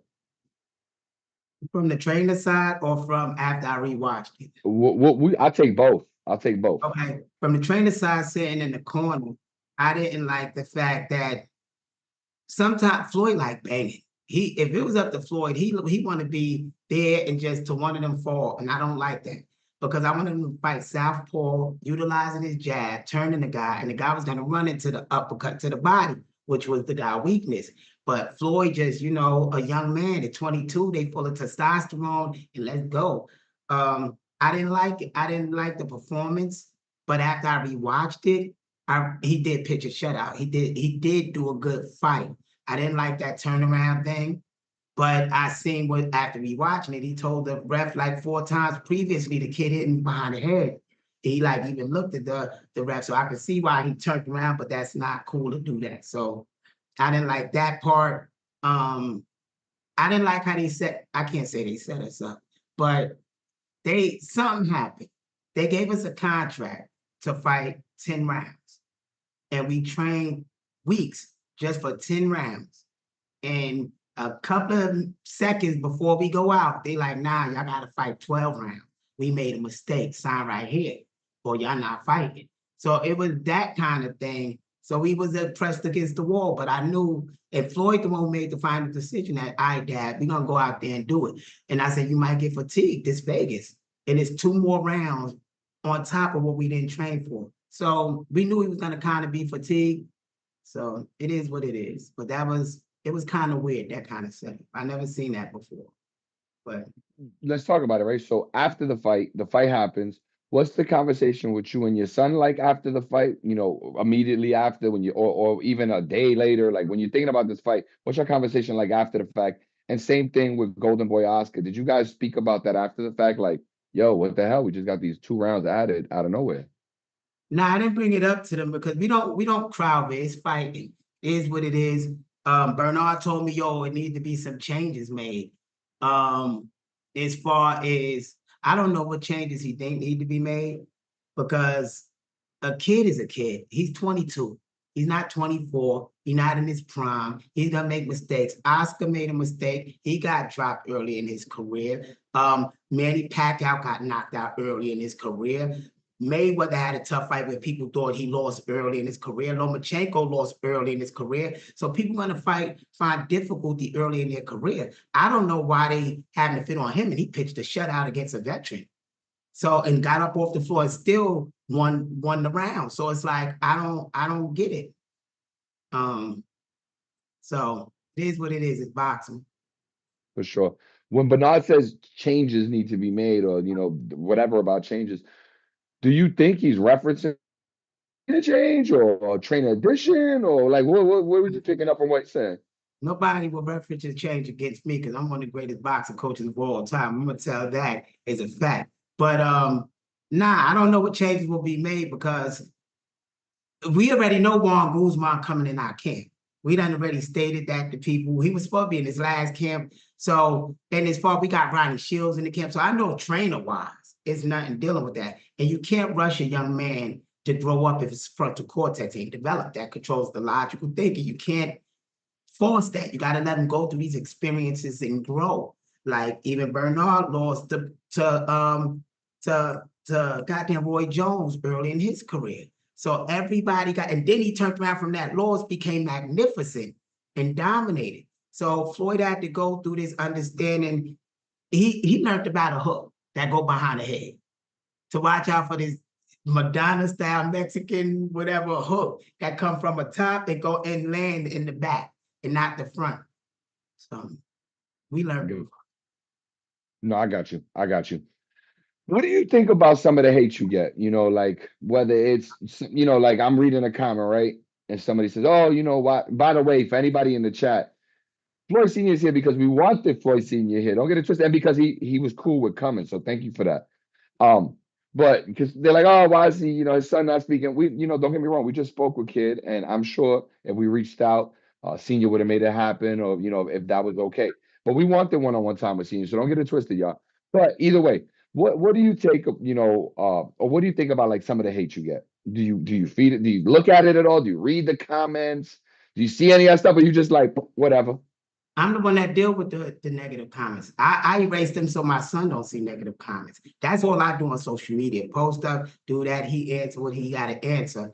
But I get more positive than negative. So I don't look at those couple of bots that's tank fans or whatever. I don't get negativity most of the time. Like the corporations I deal with that give us money just to go wear their name, they show us love all the time, and everybody else. So it's like the person that's sitting on the couch just throwing a comment out there and they don't know anything about what we went through to get to this point. I don't care what they say, but the people that matter, they know what we did to get here. We didn't take no shortcuts and we worked hard and we ranked in position to challenge these people. That's why I don't understand the hate. Because we're in position, we're the mandatory. We can't call out our own thing. Like, come on, what do we work here to get there and say, oh no, he a boogeyman? Nah, it don't work like that. Got you. Do you agree on Oscar's assessment as a C-? You can understand Oscar's a Hall of Fame boxer, so his eyes gonna be different than me as a coach or somebody else's. He's a Hall of Fame boxer, so he's entitled to his opinion. Sean Porter gave Floyd a B+ performance. So everybody, different people got different perspectives on how they seen that fight, but I'm getting more of a B+ from people. I gave him a C performance. So I do agree with Oscar. I said it before Oscar. I said, because me and Oscar know Floyd is way better than that. We've been at the gym with him, Bernard and all this. So all of us is upset because we know what this boy could do. And it's like, what are you doing? You let the stage or something get to you? Like, what part got in your head that took you off the game plan? So that's why all three of us was like that. While the fans was loving it, we was like, no, we watch you stop people that got that style. So. Understood. Let's talk about Golden Boy a little bit in this sense. In Floyd's division, there's talent at Golden Boy, right? There's guys there that you guys can match up with. But obviously, like you should, and I understand it completely. You've called out some even bigger names, right? That maybe aren't at Golden Boy. But is there a rush? Like, do you feel like there's a need to fight a Shakur or a Tank now if it presents itself? or are you comfortable with maybe waiting and building a little bit more, maybe within the own stable that you guys have available to you right at Golden Boy? We called out Zepeda already. Zepeda coaching them said, we got to give Schofield a year. He ain't ready. No, they dashing to 140. They're not giving us a year. In a year, they're going to be at 140, just like everybody else. So the thing is, we're not rushing. People would say we rushing because they don't know us. You know us from what we told you. We shared the ring with these people. We've been here. We got them ready for their fights. I know what Kid could do to these people. I seen it. They know it. That's why they running. Now, Styles make fights. Yes, he had a tough fight against a Mexican. That guy could take some punches, that boy, and Floyd underestimated him because his stomach and all. You know, you look at him, he was cry. So Floyd underestimated him a bit. But he ain't going to underestimate Shakur, because him and Shakur, I'm telling you, that's a great fight. When people see that fight, they're going to say, I see why Pop pushed it. Because I seen it in the gym myself. Yeah, and I know you spoke about it, but as lightly or quickly as you could just touch about it, what did you see? What did you see? Shakur needs somebody like Floyd, a pit bull, to show Shakur greatness, because Shakur got to fight when the motherfucker in his chest. So this boring ass Shakur y'all see now, he not like that when he's fighting Floyd. And Floyd be on his ass. And I seen Floyd got the best of him. Shakur got his opinion. I got witnesses got their opinion. So I want the world to see, but I guarantee for us it's a win-win. Win, lose, or draw, it's a win-win. Because Shakur ain't stopping us. And you know, it's gonna be an amazing fight. And everybody asks, am I nervous about Tank? No, I'm not nervous about Tank, because we know Tank weaknesses. We've been in the camp, multiple camps for Tank. We know what Tank could do, what he can't do, what he could take, what he can't take. That's why people don't want to go in the ring with us, because we've been in the gyms. We know all their fucking secrets and their weaknesses. So that's why they running, man. Anybody can say what they want. Pop not crazy. Pop not capping. We don't need money. We get paid very good. So no, Shakur won't beat Kid. And it's like he's standing in the way. Tank is standing in the way of our belt of the WBA. We got to be undisputed within a year and a half, 2 years, so Floyd can move up to 140, because he's getting big. Javante won't fight him. Zepeda won't fight him. Shakur won't fight him. All of them is in the way. So now we got to put the pressure on them to make the fans make them fighters.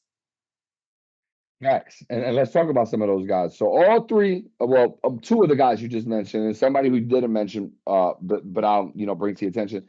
People had something to say last weekend, right? So before the fight, it was the Shakur curse. Do you believe in the Shakur curse? We didn't know. We won in a dominant fashion. So nah, we didn't believe in no Shakur curse. Our fight was more exciting than the Shakur fight. Our fight was really exciting. It kept people on the edge to the last minute. They wanted to see if Kid was going to get stopped. It was exciting. The Zone offered us another fight in a couple of more months, a bigger paycheck. So we satisfied the people we in business with, because it's all about business. And that's what people got to understand. But Shakur, who else Shakur got to fight at 135? Let's be for real. If Tank don't give him a fight, is a pay to ducking him. Who else he has? Loma's not coming back anytime soon. Barinchik, I don't know. It's us and Frank Martin. Mm-hmm. That's the only two he had to fight. So me calling it out ain't crazy. It's just saying let's get the deal done, and let's give the fans what they want. Got you. Another guy who took some time out of his weekend to address you guys was Tank. He said he was getting something to eat, but that he heard Floyd was getting his ass whooped. What's your response to Tank? Floyd wasn't getting his ass whooped. We won in dominant fashion. I got the stats if y'all need me to put them out. Now, mind you, when Floyd got dropped, that was behind the head. 100% flagrant foul behind the head.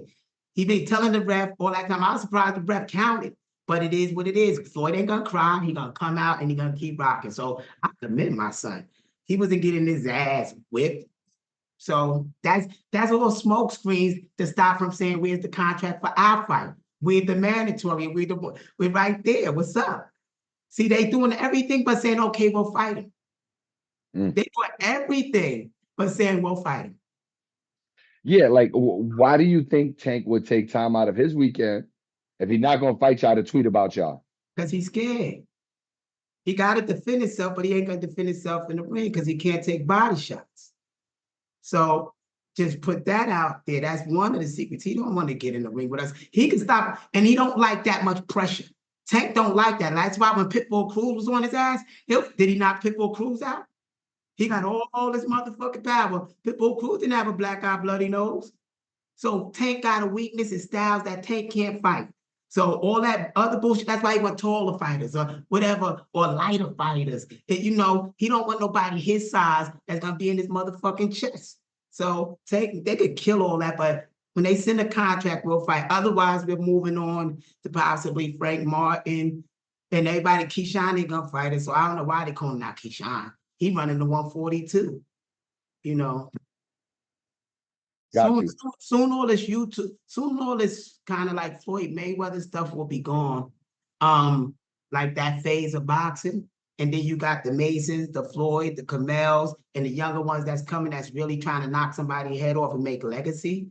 That money aspect is going to people that's keeping the old just to make money. That's phasing out, and that gotta hurry up and go. Old school boxing gonna come back in where people could lose, make adjustments, and come back and win another title and keep going. So it's just boxing. It's just a phase of boxing. Got you. And just the last thing I want to ask you about in terms of last week, and people had something to say. Devin Haney, he shared on his story some comments about Floyd. They were disparaging, you know, he called him a bum, this and that. Why do you think Devin felt the need to take time out of his weekend to talk about Floyd? Because it seemed like all three of these guys, all the ones not interested in making a fight, but they took some time out, right? Floyd, address him.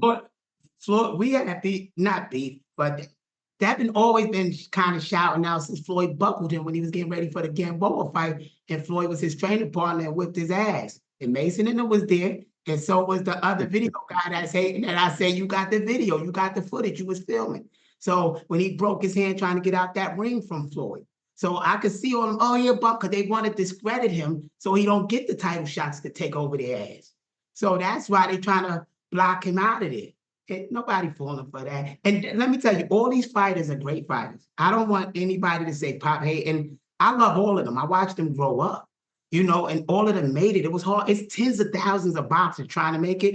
And they only let a handful of them in, like 10 at the most, each like season. So we was the ones that made it. So I'm happy for the Shakurs, Keyshawn, Devins. Like, I think we, more like from me, when I'm doing it is of the competitive nature. Like rapping, let's challenge, let's do it. But it's not of the disrespectful nature like these guys are and talented. I just want to put that out there so people don't think I'm hating. I'm not hating on them. They greats. That's why we want to fight them. There you go. No, that's well said. Well said. Let me ask you just one other thing. Plenty of time. Go ahead. We cooking. Everybody in the chat, look, I appreciate y'all rocking with us. Our chat has grown while you've been on here, so thank you for joining us. Obviously, questions. Yeah, they wanna be here and hear you talk, and we'll review some of their questions in a second.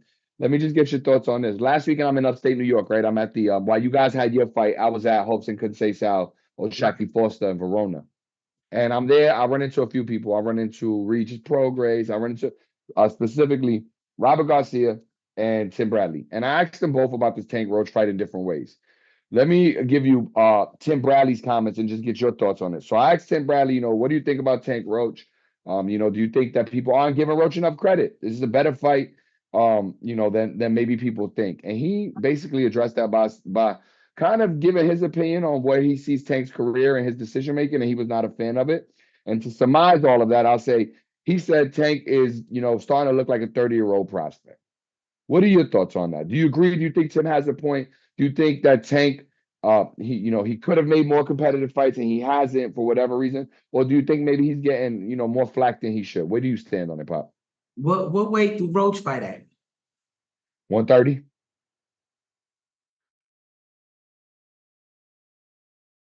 He's at 135. He's not fighting at 135 like us. He skipped over number 2 to go to 130-pound champion, a guy lighter, campaigning the lighter division. But that's the Mayweather way. Mayweather did that type of stuff. Y'all got to understand that's where he learned it from. That's the way they make their money. I'm not going to crap on him. If that's what he want to do, that's what he do. But do you agree with Tim? Do you think that Tank right now isn't like setting himself apart in his career enough, especially at this point? Is he hurting himself by not taking these fights? Like tough fights? when he making $20 and $30 million a fight, I don't think he hurt himself at all. And I think once he got that first taste of that shit, he like, fuck what the fans want. I'm going to get these bags the easiest route possible. And he earned it. He earned it. Whichever way he did it, he earned it. So I don't agree with it because my son wants legacy. So my son don't care which way he got to get it. He wants legacy. He don't care about the cash because that cash they get now without investing it right, it's gonna go away. But legacy, you always eat. Movies, this, you'll always be able to make a bag. So I don't know. I don't agree with their way. I think their way will end up making them bankrupt. They make more money, spend more money. When that money stopped coming in like that and they used to keep spending, then what? No, I hear you. I hear you. Now, Robert Garcia, when I asked him the same question, he basically said, look, man, I just want to see Tank challenge himself. If he's not going to fight a champ at 135, he should have went up to 140. He should have fought a guy like Rayo, which was a rumored fight. Do you think that if he's not going to fight at 135, do you think it's time to see Tank at 140? I think it's something when the whole boxing community, even these legendary coaches and commentators, are saying the same thing. I think it's a brand, whoever running Tank brand, they need to look and address that because you got to satisfy the fans. They first. So I don't know. They're not satisfying their fans if the boxing community is asking for something more challenging. Why would you challenge a 130-pound person if you're the face of boxing at 135 or 140? For everybody else around these divisions, that could have been an exciting fight. Why would you get somebody that nobody truly know at a way lighter? They corny. That's corny, but that's their thing. I can't say much on it. That's them. Got you. Got you. I want to ask you one other topic really quick, and then I want to go to the chat, see what questions we got in there. So if y'all haven't put a question in the chat, we got a lot of people viewing us right now. Make sure you go ahead and put your questions in. I'm going to go back and review. Put something good, though, man. If you just going to, write something crazy, I'm not going to ask you. So give me something good. Give me something to work with. Let me ask you this, Senior. You from Brooklyn. I'm from Brooklyn. You live in Texas. Next week, we got our fellow Brooklynite, Mike Tyson, taking on Jake Paul. You from the older school, not too much older, but maybe just a little bit older school, right? Mike, you watched him fight, you come from that era. What do you think, first and foremost, about this fight? Are you in agreement with it? Do you understand? Like we just talked about, there's definitely a bag being made there, so you got to respect that. But is it a fight that you cool with watching, or is it something you rather, you wish, maybe wasn't happening? They put in the contract where you can't knock them out. So, while y'all watching this show, entertainment, fake reality. That's what y'all watching. So I know from the contracts we got. So, so there's gonna be a lot of bull crap. Mike is old. And I don't want to watch one of our seniors get hit. I don't want to watch Mike get hit. I don't want to see him get hurt or hit. But he's old. He's somebody's grandfather there, man. Come on now. But it is what it is. And then he can't knock Jake Paul out, but Jake could throw anything he wanted him. I don't agree with that. But that's their shit. But I won't be watching it. And then the card is whack as hell. That card is garbage. And sorry to say that it's not too exciting, not as garbage. It's not as exciting that I thought it should be for that caliber of fight. And look, I'm very interested in what you just said. So, obviously you guys were lined up initially to be part of that fight back in July. It was supposed to be y'all, H2O, obviously H2O, had his setbacks. Floyd at the time, had his things going on, and then different fights got made. Right. But when you were in negotiations with them, because I just saw what they put online, but it wasn't MVP. It looked like some repurposed Instagram stuff, but they were saying 2-minute rounds, or should be 2-minute rounds, 8 rounds, no headgear, knockouts would be allowed. But when you were doing business with them, the contracts that you saw that they said no knockout for Mike, like you couldn't knock him out. What I'm saying is, I didn't see Mike's contract. Let me clear that up. Okay. No, I'm saying from our contracts, the way that they draft contracts, it's a lot of bull crap, and it ain't like they going in just for a straight fight. Anything you can share? Go ahead. No, I was saying it's just so much other background stuff that they try to do. Like for instance, for us, Kid was gonna have to fight at 135, but he had to give them an 8-pound advantage. Like for Ashton to come in, but if Ashton would just pay him a little bit of money, but Ashton could come in 8 pounds heavier. This was the bullshit with the contract. And you gotta agree to it because the promoter gotta have assurance that if he coming over, he could still make his weight. And it's like, what? So that's what we is at. And we agreed to it though. We're still gonna take him on, even though he had an 8-pound allowance that his team would not allow us to take out of there. So we said if they're gonna have an 8-pound allowance, we get in random drug testing. Put that in there. So they didn't. I don't think that Ashton didn't want to do it, but somewhere on their team side, they didn't want to do it. So we was running into things like that. You know, so their contracts have, from my experience, have some bullshit. Is that still a fight you want, even though Ashton took L? No, he showed y'all the chin. When somebody get knocked out like Ashton got knocked out, it takes something out of them. They just not the same anymore. That's why I'm waiting to see the Devin fight to see if Devin the same anymore. I'm waiting to see Devin have a nice challenging fight against a top 10 person to see if that affected him. Got you. Let's go to the chat and see if there's some in there of substance that I could ask Senior. Again, if y'all got something good put in there, I'm just scanning through what y'all already had in there. Let's see what we got here. Angry Casual Fan says, what do you think when fans use the excuse Kid Austin isn't ready for Tank and Shakur? I would say that's a lie because he get them ready for their fights. He's a professional. While they champions, he get them ready for their fights. So how he not ready for people that he prepared? Got you. Schofield Sr., this is from Him Legend Boxing. Will you contact the WBA to get a shot at Tank's belt? Please do it. We hold the international title. Their bylaws allow us the title shot anyway. It's mandatory anyway. And so we calling for that fight if Zepeda don't want it. So we all just wait for Zepeda to make his move, whichever move he gonna make. And I think he's gonna go to the FBO route. Got you. Let's see what else we got in here. Anything else good? Let's see. Let's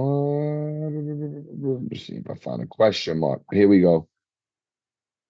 You know, I'll kind of ask and answer this, but if you want to add to it, feel free, Senior. Of course, Frederick Longon said, why does he think his son can be Tank and Shakur? He told y'all already. He told y'all he was very clear. They've had history in the gym. He's seen them already fight. So he knows what's up and he's got insight. But anything you want to add to that? Yeah, and he got Shakur ready for Shakur fight. Shakur invited him back to a second camp and stuff like that. So it ain't like we don't get Shakur ready for his fights. We his sparring partner. So we know this guy. When's the last time y'all were sparring partners for Shakur? We were supposed to go on camp with him last year, but we turned it down because we knew they was all running in the same race, going toward the same destination. So I had to kind of cut us going with any of them. You don't think, I mean, and this is me literally just asking, not from a place of knowing or I have no idea, but from your expert opinion, couldn't that give y'all like another look? Like, all right, we go in there. Obviously, they're gonna keep trying to avoid us, but maybe something happens. Maybe you get a 1-0. Like, is there any advantage to go in there? At this point, even though they're running in the same direction. Go in there with who? Well, like a Shakur, like obviously, Kid is ascending. He's coming up the rankings. He's right there behind Tank in WBA. But if Shakur were to call y'all and say, "Hey, let's do a sparring camp," or any of these guys, is there no advantage at this point to doing anything with them anymore? Because they are competitors now. Now it's like war. I don't want them to know what he's working on. And things like that. Because now they could be friends as far after the fact, after all this is said and done. But right now they're holding something that will give us generational wealth, that will get our family out the hood. So, it's all about family. It's not personal. But, his Floyd brother was murdered last year, shot 5 times in the face in front of his mom. So his mind state is like, yo, I got to get there. It ain't me rushing him. He got real family behind enemy lines. And he feel like he got to carry it on his back. And I'm going to ride with him as his dad to help him get through it. No, that's respect. And, obviously much respect and condolences to Floyd's brother. Yeah, look, nothing else right now that good in the chat, but we have a hell of amount of people here. I want to thank the whole chat for rocking with us. This is not over. We have another guest coming on in just a little bit. Let's see. Yep, we got Henry Garcia coming in a little bit. But Floyd, before we let you go, before we get you out of here, what do you want us to know? What were you just about to say? Anything we should be aware of? That we should be fighting in February. Kid Austin loved that fight. You got to get him on and talk about that fight. He loved that fight. I guess that's a badge of honor to him getting down and getting back up. He's just so happy. I'm like, yo, you weird as shit. You is so weird. You were so weird. You wanna I tell you something. He told me in the fight. I said, Floyd, when you was boxing him, you was beating him easy. What's up? He like, Daddy got boring in there, man. Just boxing him. He like, I could have did that easy. He like, man, I wanted to feel some gloves. I wanted to feel like this is what he was telling me after the fight. So I think he's gonna mature from this experience. And I look forward to seeing him in Shakur. Him and Shakur gonna be a banger. It'll be dope. It will be dope. And I hope that's a fight that y'all end up getting. I'll definitely be there when it happens. Yes, for sir. sure. And we're gonna catch up with Kid. You already know. Yeah, you listen. Schofield, we always appreciate you on Fight Hype. Y'all always solid. Y'all stand-up gentlemen, both you and your son. And y'all thorough. Y'all keep it real. Y'all share how y'all feel, which I enjoy. I think the fans enjoy, whether they agree or they don't. You always gotta enjoy with somebody telling you exactly how they feel, not sugarcoating anything. So, Right. man, Senior, thank you for your time tonight. And we're gonna catch up soon. For sure. For sure. Yes, sir. You too. Fight Hype. All right, chat. I'm gonna get back with y'all for a second. We are waiting for our next guest. Our next guest is Henry Garcia. He should be with us momentarily. And yeah, we're gonna keep it rolling. So everybody's in here. You know, a lot of people have joined since we first started. I'm Kevin Garcia. I go by the Puerto Rican Kid KG. This is Fight Hype, No Holds Bar, episode 8. This is Father Knows Best. Look, if this is your first time coming on this live, we've got 7 episodes of this show already out that you can catch up on. I mean, some really dope episodes. A lot of headlines and topics have been made on those episodes. We've been able to get people in here together. Been able to get people in here together that you're not going to see anywhere else. You know, you might see somebody on a different podcast, but you might see Gary Russell somewhere, or you might see Gary Antoine Russell somewhere, or you're probably not going to see Gary Antonio Russell anywhere because he don't like doing it. But very rarely will you see all 3 of them in the same place. We were able to do that. We didn't just go to Philly and get you just Greg Hackett. We brought Greg Hackett, Damon Feldman, Tamir Smalls, who just won his fight. Shout out to Tamir. My man JYD, the Junkyard Dog, Ron Peterson. He's about to fight soon. So keep up with him. You know, we do a lot here on this channel to give y'all quality. And with that, here is some more. Our next guest is joining. So just hang tight while we get his audio and video right. But Henry Garcia is in the building, y'all. So if you just left, come back. Door's still open. And Hello? here we go. Henry, I can see you. Can you see me and hear me? Hello? Yep, I can hear you, Henry. Can you hear me? Can you hear me? Yes, sir. Can you hear me? Kevin? Yes, sir. I can't hear you though. Yeah, I can hear you just fine. It might be your audio. Let me send you a message. Hold on. Okay, can you hear me now? Oh, I heard you the whole time. Can you hear me though? I can hear you. Yeah. Okay. Okay, Great. perfect. Well, first and foremost, listen, I want to thank you very much, Henry, for joining us today on No Holds Bar. Yes. Hi. Thank you.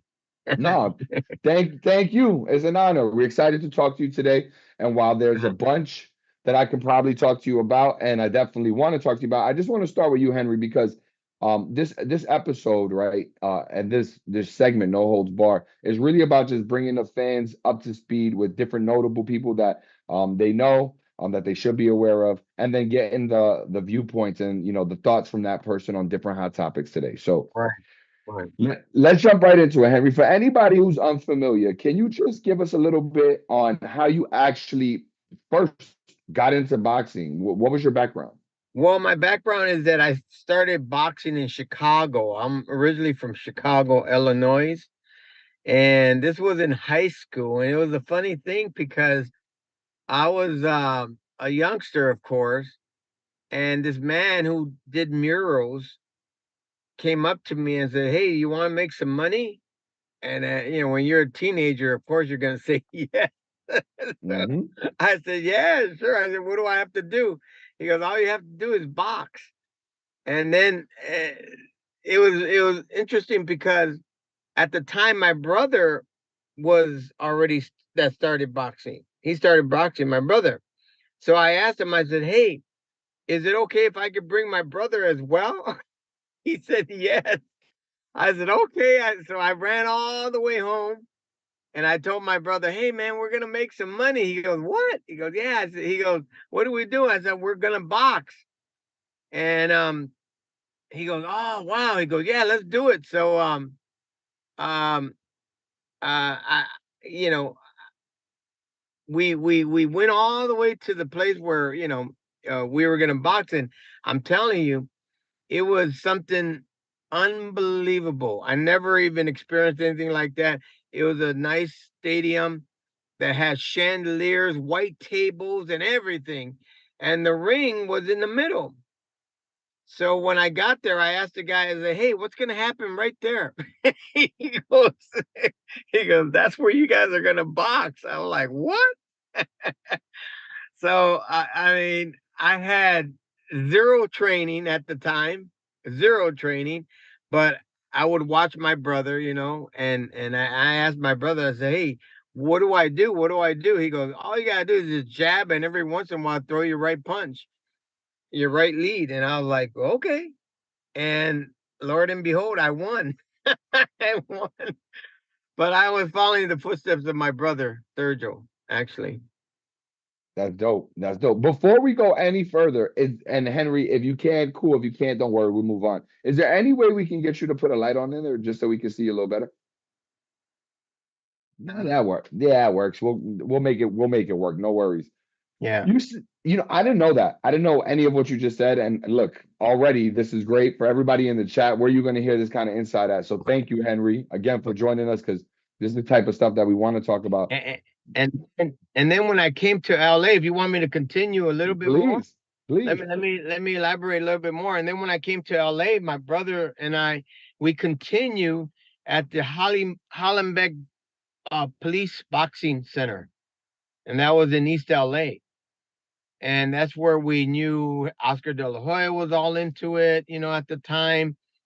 We had all these the Areola brothers. So it just kept on building. But we came from Chicago and we started continuing our boxing here in East LA, the Hollenbeck Youth Center. And that's where I think Oscar De La Hoya was being trained by Al Stanky. And that's how he ended up winning. Well, Paul Gonzalez I'm sorry, I apologize. It was Paul Gonzalez. He was training Paul Gonzalez at the time.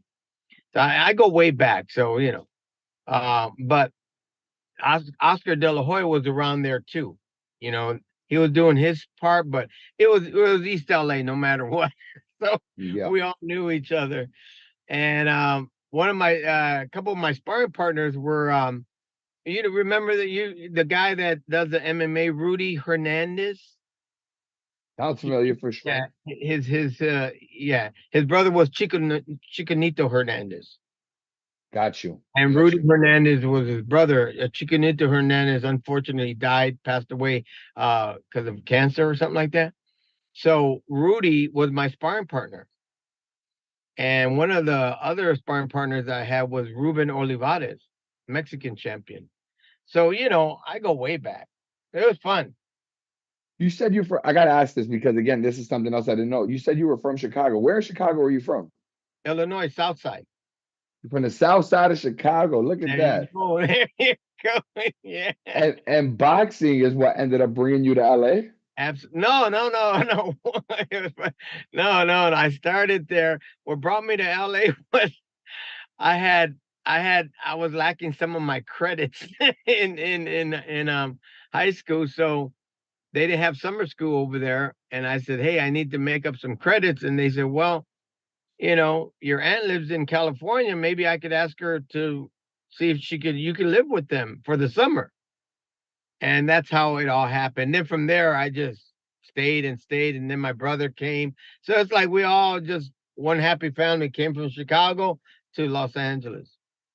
Man, that is so interesting. Like, just in my mind, the thought of Ryan Garcia being possibly from Chicago is like overwhelming me right now. Yeah.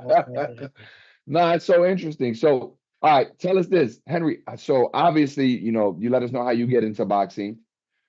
You have your children. How do you end up getting Ryan into boxing? Just clarify for the fans. Ryan actually, at the time, he liked the Ninja Brothers or the Ninja Brothers. the ninja, the ones that look like the frog. They were always fighting that ninja cartoons. Anyways, Ryan would always Oh, the Teenage Mutant Ninja Turtles. yeah, them guys, and Ryan would always like them. And Ryan one day he and Sean got together and started, like imitating them. And my wife at the time said, "Hey, they got some really nice hands there. They got some good, technique for not knowing anything." And that caught my attention. And then after that, I told my brother, I said, "Hey, is there any chance you could start my son Ryan first?" I said, "Can you start him as a boxer? And I'll pay you." I told him, "I'll pay you." At the time I paid him $500 a week, and that's a lot back in the day.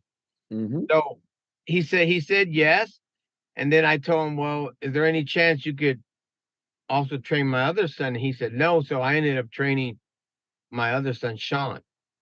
So that's how that happened. But Ryan always showed, a lot of promise there, and Yeah, for sure. it was good. So they're both very talented. But you know, um, I'm glad we did what we did. We made a lot of sacrifices though. Yeah, no doubt, no doubt. Something you said a second ago, I just got to ask you. So you said you were in the gym, you were learning, just backtracking just a little bit. You Yeah, said you were in the gym, you were learning, you were figuring out what you were going to do, and they were telling you throw this punch, throw that punch. right. Did you have a mean hook, right, left? Like where did Ryan Yeah, get this hook from? I had an awesome hook. I would always catch Rudy Hernandez with that hook. Yeah, I always catch, you know. And he was like, "Man, you got a good hook." I said, "Well," he goes, "I don't see it." I said, "Well, I'm pretty fast. I was pretty fast." But that's, I guess, where Ryan got it from. For sure, for sure. Apple don't fall too far from the tree is what they say, right? Yeah, yeah. So, Henry, tell me what's it like the first time when you realized, like, and I was just right before you, we have Floyd Schofield Sr. on. I asked him the same question.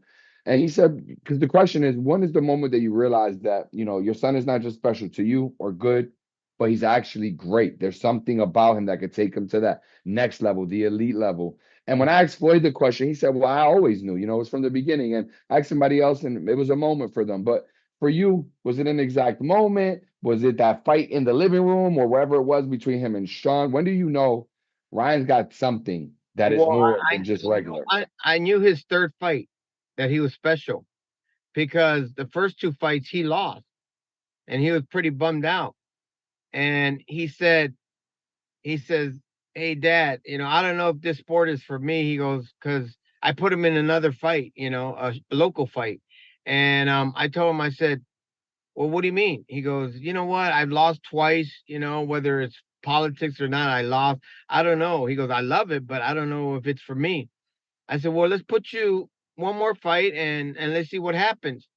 And it turned out that it was a boxer that was like pretty experienced. And I didn't tell Ryan that. I said, "Ryan, you got another guy that wants to fight you." He goes, "All right, Dad." He goes, "But you know, um, like I said, if it's not, if I don't win, I don't think I'm gonna do this." I said, "Okay." I left it up to him, and the guy was very, very good. And he came out of East LA himself. And and that day, Ryan and him fought the last fight, the finals. And I'm telling you, Ryan was only 8 years old, and the performance that they put was unbelievable. The crowds went crazy. I mean, for an 8-year-old and another 8-year-old, they went at it. I mean, at it. And I was like, "Oh my God." I said, I didn't think he had it. He had this in him. But that's when I knew he was special. I said, "Man, if," and then they gave him outstanding boxer, and they also gave him boxer of the night, everything. They gave him 2 awards, and the trophy was almost like bigger than him. So he was really happy about that, and that's what kept him going. But I also knew during the time that he was special, him and Sean, because they kept on winning tournaments. So I was thinking, hey, that's not bad. That's not bad. And they were undefeated. And a lot of people were already saying, oh, wow, you're fighting Ryan. Oh, wow, you're fighting Sean. Oh, my God. He goes, good luck, guys. These guys are good. So I kept the momentum going. And that's how I knew, that they were special. For sure, for sure. And look, everybody knows that you and the Haney's crossed paths in the amateurs, but who are some of the other maybe like notable fighters of today, champions, Shakur, prospects that crossed Shakur, paths? yeah, it was Shakur was one of them. They obviously took that away from us because they were grooming him. But Ryan did fight him. Ryan was 17 and a half, and he was going against Shakur Stevenson, who was already like 19, 18 and a half, 19. So he was like almost 2 years older than Ryan. And, I told Ryan had a beautiful jab. The hook came later. The hook came later. Believe it or not, Ryan had the best jab that I've ever seen in an amateur. Okay. And Sean is the one that had the best hook. Because I turned southpaw. Sean was the lefty. His best punch is the hook from the south paw stance. So Ryan had his jab, and Ryan would jab Shakur Stevenson. And oh, you there? Yeah, Yeah, you're good. yeah, but the stupid thing might go. But anyway, we got to do this quick. What happened was his jab was excellent, and I told Ryan, I said, Ryan, I didn't even know Shakur Stevenson at the time. And I said, all right, I knew you're fighting someone. I said, okay, I knew Devin Haney more than Stevenson, Shakur. So Ryan would jab him really nice the first round. I mean, throw some punch. Shakur didn't even land one punch on Ryan. And I was like, man, we got this. We got this.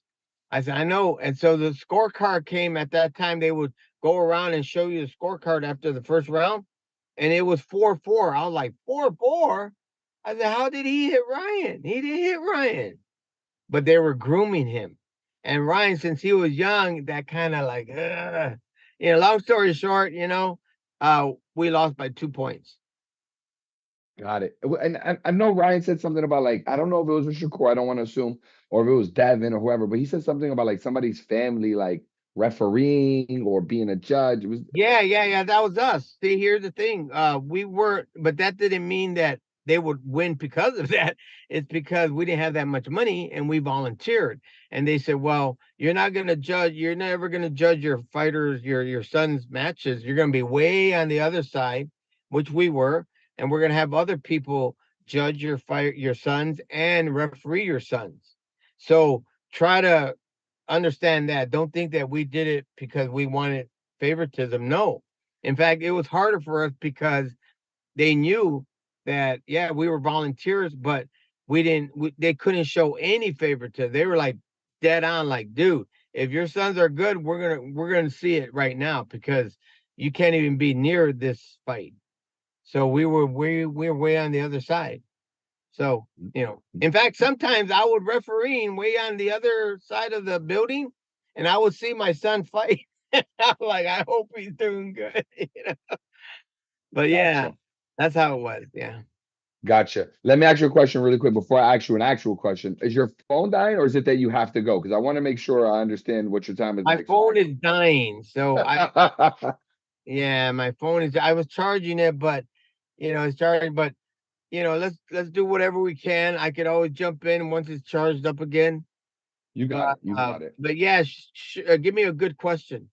Ryan's comeback. What is this? What is this announcement he made today about? Give us some clarity on that. Well, the thing is that obviously something was brewing, and he ended up, I guess, making a deal with somebody out there, and it seems like it's going to happen. That's in Dubai. His actual comeback, his real thing is going to be April. April next year. So this thing in Dubai, that's not that's what is that? An exhibition? Is That's that gonna be well, I don't you know what? I really don't know exactly what it is, but I think it'll be an exhibition because I don't know. I like I said, that part I don't know.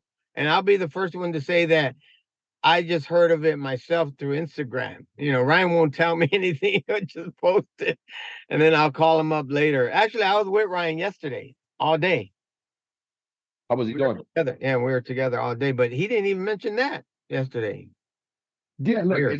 it's been a really yeah, it is right. You just never know, man. Uh-huh. It's been a really long year of this saga with the with the Haney fight and everything that happened after.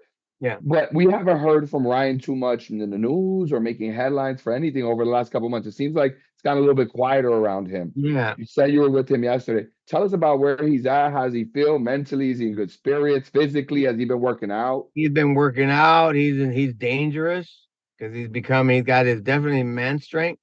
I seen him hit the bag. I seen him hit the fierce reflex bag. He is dangerous. And I'll be honest with you, he doesn't drink like he did before. He doesn't. I mean, it's very, very limited, and I don't see it anymore, but thank God I don't. But his last camp going into Haney was treacherous. It was very scary because he would drink and drink. I'm like, oh no. But that's a different story. No, for But he's sure. in good spirits. He's very he's well, he's fitted. He's very well fitted. I mean, his fans still come around and oh, that's Ryan Garcia. So very popular outside, but he's very calm now. Yeah. Yeah. You stated a little while ago when he was an amateur, right? He had like a really good jab. Obviously, as a professional, he's known a lot for his left hook and his speed. Yeah. Everything that's happened this year, him being where he's at now, better spirits, maybe cutting some habits out of his life. How great can Ryan really be if we saw Ryan fully focused? And are we close to seeing a fully focused Ryan? You're gonna see it. You're gonna see it. He's already admitted. He feels really bad about his past. But then again, he's going through a lot of stuff, getting divorced, baby mama, the first one, my wife getting cancer. Him and Sean went through turmoil and it really messed him up, honestly. But you know what? You know, that's the past. We're moving on to the future. And now he's very well, focused and he started working out. Like I said, I seen it. I went over there. I fixed his fierce reflex bag. I put a new one on there. He loves it, and he comes here to train sometimes in where I'm at. Uh, I've got a gym for him, so he's good. Everything's good, and let's hope it stays that way. Absolutely. I'm sure it's gonna happen. I've no. No, yeah, no, I'm with you. You said April would be his like official maybe come back in the United States. Not maybe it is. It is. There you go. You heard it here first. April, we should expect Ryan Garcia back. And we're gonna have a good fight right from the beginning. Who, Henry? Who's it gonna be? That's a good. Well, I don't want to say the name, but I'll tell you, there's some names out there, and one of them he did mention is Teofimo. He did mention, and there'll be some other ones that he mentioned that are very surprising, very surprising. Before we go any further, I just want to take this moment to say, Teofimo Sr., you were invited. We spoke. You told me you'd come. I got the man himself here. I think you missed the golden opportunity. But since we were blessed with your presence, Henry, we're very appreciative, and we would have been glad if it was just you. But Henry, tell us, how do you see the Teo fight, going? Like, is that fight? First of all, I guess the better question is, how likely is it? Have there been any talks? Let's start there. Well, yeah, not with the management yet because you can't do that unless he's being cleared with everything. That's understandable. But when both fighters have mentioned each other's names, it seems to get people's attention. So, it's going to happen. Just like I said about Haney, or Tank, it's going to happen. So, and that's a surprise right there too. I don't want to say anything, but there's a lot of things that are going to happen that you guys are going to be happy with. But as far as the answer to your question about how it's going to play out, Ryan is very hard to beat when he is totally himself. I mean, has he ever got knocked out? No, he got dropped, he got back up. But was there, without the conditions and all that, you cannot easily beat Ryan. Ryan's gonna come at you, or he's very smart, but he's got power behind his punches. So there's a there's a chance that he could drop anybody when he's 100%. Anybody. I mean, Oscar Duarte. I mean, no offense to, well, I can care less anymore, but um, I think he's better than Devin Haney. And Yeah, no. Go ahead, Henry. if Oscar Duarte fights Haney, he'll knock him down, maybe knock him out too. That guy, because Ryan told me, and Ryan doesn't really reveal things to me, but he goes, "Hey, Dad, that Oscar Duarte had some punches that I didn't feel with these other guys." So when he tells me that, he's opening it up to me. No, for sure. I was there in Houston for that fight, and I could hear Duarte's punches. Yeah, So no, yeah, yeah, it was definitely a guy I would not want to get hit by. And you're right. If Devin's on the comeback trail, there's been talk of Devin Blair or Devin this guy. Devin Duarte might not be a bad fight. If Let me Devin tell you this. Let me tell you win, something. that'd be good. I mark my words. When Devin comes back, there ain't no way he's gonna fight someone that has power. There's no way. Mark my words. No way. No way. We shall see. Now you said April. You will see. You will see. You will. Yeah, gotcha. You said April for sure, right, Henry? That's when Ryan comes back. Guarantee. Just like I told everybody that the fight will happen between Ryan and Tank. I'm telling you right now, Ryan is coming back April. It's on. Him and Oscar already know. They talked. It's a done deal. They're already setting things up. They're communicating with Ryan. It's a done deal. Gotcha. Is that right when the suspension ends? Absolutely. Got it. Yeah. But in the meantime, you gotta have a tune-up. You gotta have and the buy is the tune-up. Makes sense. Makes sense. Yeah. So the last million pay-per-view buy in boxing was your son. It was almost 2 years ago, him versus Tank. Do you think we ever see a Tank Ryan rematch? And could that happen in 2025? You know what? It's very, very, very, very, very possible. Yes. Yes. I mean, these two guys, they know the conditions. They know that people want to see. I mean, you got to have a rematch if you're gonna, if but without these dumb conditions, you got to be straightforward, and hopefully they can work something out. But yes, that's a possibility. Yes, I mean, I know more information, but I can't reveal it right now. So I'd rather just say everything's a possibility, and he's one of them. For sure. Mhm. So just tell me this then. In your opinion, what is the biggest fight for Ryan? What is the most commercial success, bring the most eyeballs? What would be the biggest fight for Ryan Garcia? Well, the biggest fights are right there at 140, even 147.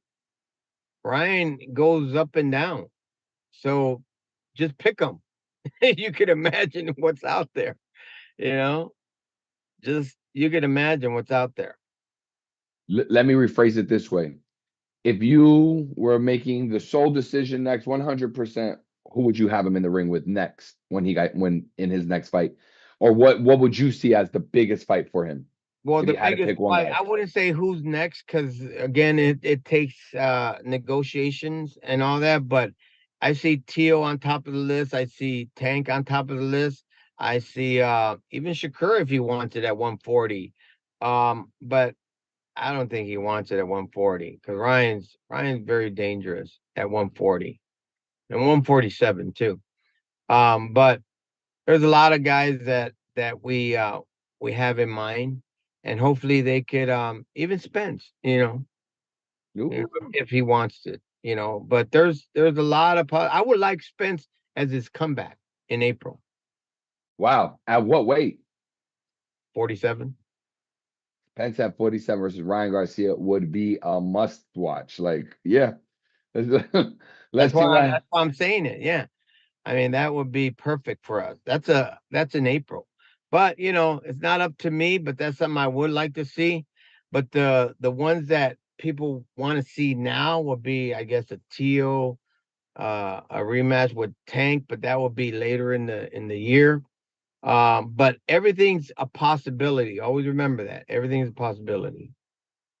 What makes Henry say, I would like to see Spence? What about Spence do you think makes a good fight for your son, or what advantages do you think your son will have? Because your son hasn't fought at 147 yet. Spence cleaned up 3 of the belts in that division. So, how do Yeah. you see that fight? Well, that's one of the reasons why Ryan would take it, because he's got a Ryan. When I tell you, when he's focused, when he's 100%, it's very hard to beat him at those weight classes. Very hard. I mean, anybody in this world can be beaten. I'm not saying he's invincible. I'm just saying that he's very hard to beat. He's already proven it, and it's like, as long as there's no conditions, that you got to be weight trained, you've got to be, blah blah blah. It's like, hey man, this is it. Like with the Duarte fight, I keep on bringing that up because that's Ryan was 100% on that day, and if he wasn't, I'm telling you, Oscar would have gotten a little bit closer to him. Yeah. No, that was a really interesting fight. Again, not to get too caught up in that because I definitely want to ask you a different question. But being ringside, I saw Ryan, he got some flack about the defense he used, but he had to be smart because Duarte was coming forward. I thought the most impressive thing was he was able to hang in there and get him out of there. Yeah, yeah. Duarte was a warrior. No, I tell you, those Mexicans, I mean, we're Mexican too, but that's like a Mexican from Mexico. that that dude's no joke, bro. Homegrown, de la Hey, tierra, Henry, de la tierra. bro, he's no joke. He is no No, joke. yeah, He's he's a like real a one. Julio Cesar Chavez, bro, junior or not senior. I mean, that he's no joke. Yeah, yeah, The no, record for the solid. fight, and look what he did to Jojo Diaz, Exactly, retired him. exactly. But that's another thing Ryan does too. When he's 100%, he either knock you down or retire you. Got you. Got you. Talking about Spence Fedora, or excuse me, talking about Spence, he's got Fedora lined up as a possible next opponent. It's the first time he's at 154. It's the first fight he's had since a really long layoff after losing to, I think I Bud think he will Crawford. lose against Fedora, so that's why he'll probably say, you know what, 47, and that's where we come in. Mm. Any concerns for Spence? Especially considering the layoff, the kind of fight he was in last time, and the Well, loss that he took. every fight is a concern, every fight, and the more you're out of the ring, it's the worse. It gets bad for you. So you got to be active. You got to stay active. Hang on. Let me just tell this person. Oh, no problem. No problem. Okay. Chat. What? Keep rocking with the chat. Henry's just checking in with somebody really Hey, but quick. anyways, yeah. Just ask me 1 or 2 more questions because my phone's gonna die. But hey, man, I got you. I got you. go for it, man. I love it. Nah, you're the man. We appreciate your time. What were just your initial thoughts when you figured out that that Bill Haney, Devin Haney were gonna file this lawsuit? What did you think? Well, I just don't understand that, but it's like anybody can sue you, but what they're doing is just ridiculous, and it's something that they could get countersued, you know, um, for being just ridiculous. But it's on them. And it's the lawyers that will handle it. But I mean, if he's going for battery or whatever, I'm thinking, okay, so when he pushed Ryan in the Empire State Building, pushed him during the conference, I mean, what's that? Um, Devin Haney came in heavier, more heavier than Ryan, and he didn't want to weigh himself after the actual weigh-in. He does that to people. Like, look what he did to Prograis. He went beyond his rehydration clause, and why did they give him a belt? Why did they take it away from Prograis when he cheated? I mean, stuff like that. It's like, dude, please calm down because you're at fault. you know, and you're gonna get exposed. This ain't over yet, okay? But they're ridiculous. The father talks more than his son. I mean, his son doesn't have balls. I'm sorry, his son doesn't have balls, and Ryan proved it to people. He doesn't have it. He can't take a punch. He, you know, you have to be his height, you know, and or else he's gonna say you're too short or you're too small, whatever. But you're his height and you got power, you're gonna end up beating him. He's easy. And Ryan was only, I swear to God, I'm being honest. Ryan was only 30 or 40% himself. Yeah. He would drink all day, every day. Oh, I was in New York. I was at that fight too, and Yeah. I Okay. was, I was very shocked. I was very. I'd be remiss. I'd be a liar. Everybody thought He Haney. thought he was gonna. I said this. This is what I said. It's not true. I said if Ryan wins, it's because he's gonna drop him. He's got to drop him a few times to get the victory. That's exactly what happened. You know, it's Oh, exactly what happened. But I didn't think it would happen. he dropped him more than 3 times, but his referee friend helped him. And you know he did. No, he did. I can't stand that guy. Wait till I see him. Wait till I see him. Who was it? Kenny Harvey Doc. Doc. Yeah. Doc. Got it. It's been a little while. Thank you for clarifying that. I can't. I mean, what do you think about the fact that they filed this lawsuit, but they continue to pursue a rematch? Do you think that contradict, like, if it's battery, but you Yeah, want to of fight course it is, again? but you know what? Yeah, of course it is. But here's the thing: we can't trust Vada, especially when what they're doing, you know, or what Victor Conte say about, oh, even if there's something in his toothbrush, he's still responsible. Dude, I mean, he's got friends that are in the lab. He could do whatever. He's already known for that. There's no way we're gonna ever do Vada. We're gonna go with USADA. We're gonna do some other stuff. No way. But you know, they want to lure him. They want to, and I think if we get lured into it, they're gonna end up setting us up. And they'll say, "See, I told you. We can't trust him anymore. Can't. It's horrible. It's horrible." Do you think there's ever a day or a way that the Garcias and the Haneys, well, Ryan Garcia and Devin Haney meet in the ring again for a rematch? Or I is it don't just think, like, I don't think so, because I'm being honest with you. It's just too much ugliness that happened that they're doing. They've just ruined everything. If they were cool about things, maybe there would have been a possibility. But since they just keep on crying and crying and crying and crying, I'm sorry, man. You know, just cry somewhere else. We just cry me a river somewhere else. We're not gonna do it. You know, and if Ryan's even 100% fighting Haney, he'll end up his career. It'll be ugly. It will be ugly. So the best thing is to say no right now. Don't even tempt it, because you know, that saying goes, be careful what you wish for. mhm, Don't do it, because Ryan's 100%, and he's gonna be 100% his next fight. You'll see. gotcha. Well, I look forward to that. One last question for you, or one last topic, and if the phone dies, I get it. But no matter what, I just want to say thank you before that happens, Henry. I'm honored to have you on the show. You've given really good feedback, and yeah, you're the man. Thank you for coming through. Of course. All right, last topic for you. I was in New York last weekend. I was at a Turner Stone Casino. There was a fight there. Hobson Conceição versus Oshaki Foster. So Right. I'm covering the fight, and I run into a few people. I run into Regis Prograis.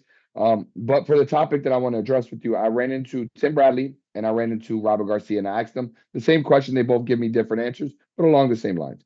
So I just asked them both. I said, hey, Tank is going to fight Lamont Roach. Do you think Lamont Roach is not getting enough credit? Is this a better opponent than people think? Because there's been talk about it maybe not being the right guy. And Tim Bradley said, he was basically, to assess his statement, he said he was disappointed. He thought Tank should be taking more challenges, that he's not, that there's not a good look, and that he's starting to look like a 30-year-old prospect. What do you think about those comments? Do you agree? Do you think Tim has a point, or do you see it differently? Well, I do see him having a point here, because Lamont is, I think he passed his prime, if I'm not mistaken.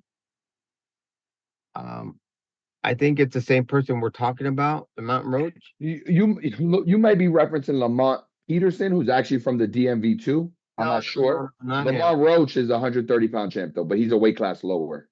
Yeah, here's the thing. When you go up in weight, you have to have the height. And a lot of boxers that are very smart, they understand that. See, and that's why Devin was always fighting guys shorter than him because he had that height advantage and he could carry that weight.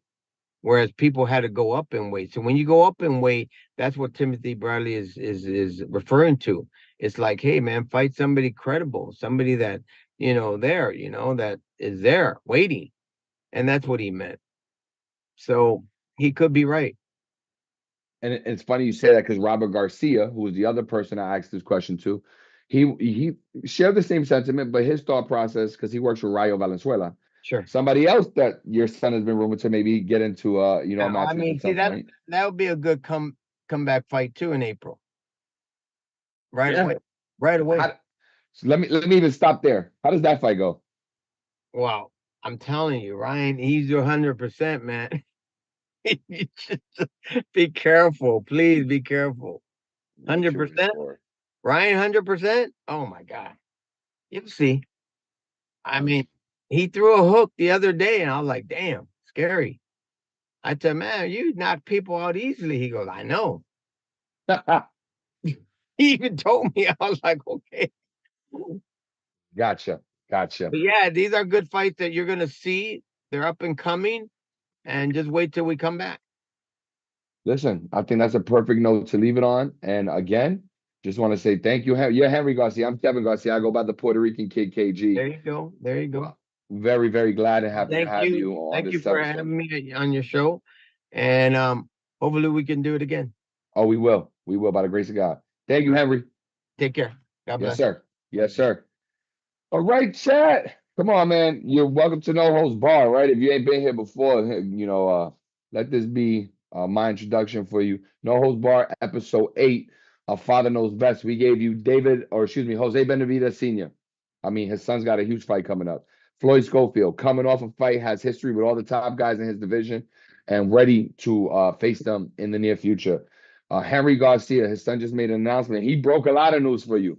You're not going to find that anywhere else. So if you're a fan of the fight game, if you enjoy dope content, as far as this boxing thing goes, you're in the right place. You already know FightHype has been doing this, has been leading the way. This is a new wrinkle here. FightHype is called No Holds Bar. I'm Kevin Garcia. I go by the Puerto Rican Kid KG, and I'm telling you, keep rocking with me. You can find me, on Instagram at the Puerto Rican Kid KG. I advertise a lot of the stuff that we're gonna end up doing on FightHype on these segments there, so it's an easy way to keep up with what's going on.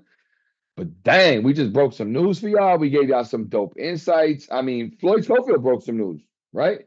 Told y'all about that Mike Tyson contract. He saw things. He let you know what. That's interesting. Benavidez gave y'all some insight on how close that tank fight was actually, to being made. And Henry Garcia just let you know what's happening. April, he put a stamp on it. April, we get Ryan back in America. Could it be Rayo? Could it be Tio? Could it be Errol Spence? Damn. You're only going to get that on this show, No Holds Barred. So remember, you might see Henry somewhere. You might see Benavidez Sr. somewhere. You might see Floyd Schofield Sr. somewhere. Where you going to see them all in the same spot in the same night in one segment. No Holds Barred. I appreciate anybody rocking with us. Stay in that chat. We got one more guest for y'all. So BT, if you ready, just let me know. Whenever you're ready, we could get them on. But we have one more guest for y'all. I just want to take a look in the chat while we wait for that guest. So, loyalty over dinero. If you notice, the thumbnail had a silhouette of somebody. We didn't put his name on it because we spoke with him directly. Hold on one second.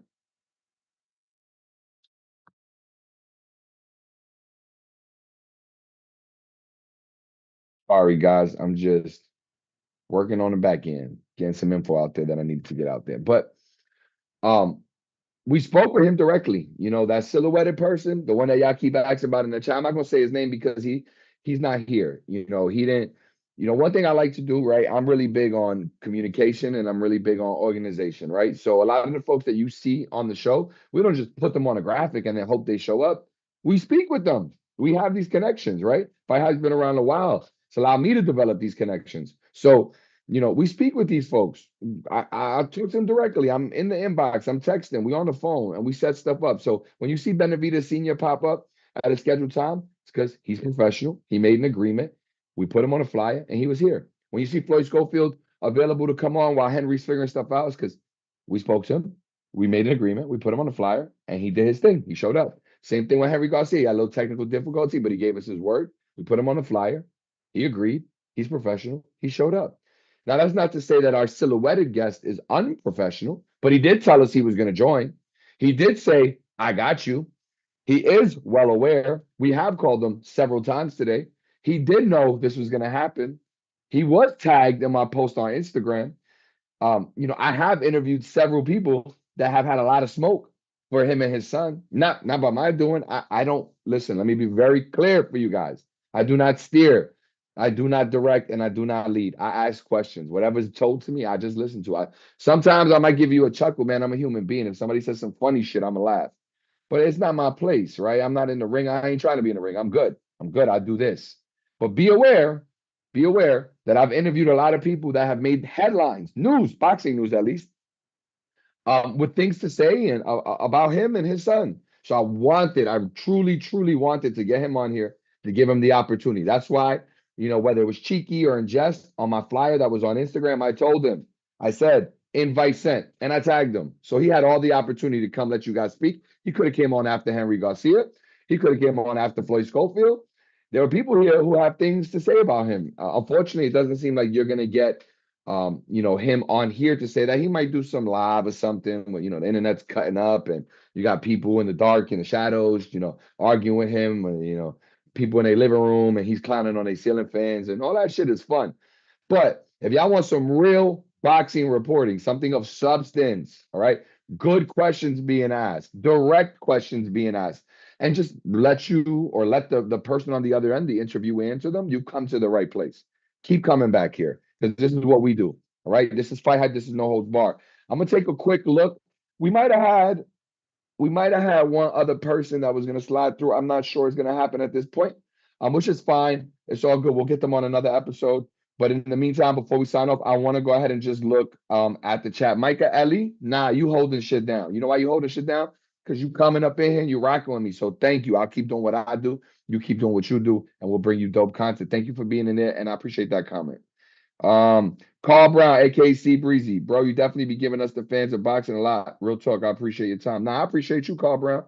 I don't get to where I'm trying to get without fans who enjoy boxing. So my goal is to be one of the faces the best when it comes to media. My goal is to be as unbiased as possible. Do I have one bias? I got one bias here. I'll share it with y'all. We can argue about it. No disrespect. That's the segment to join if you want to argue with me about it.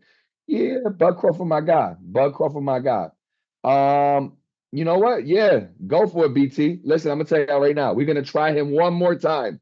We're gonna try him one more time. So that silhouetted person, we're gonna call him right now. I'll let y'all know how that goes. Does he answer? Right? We'll see.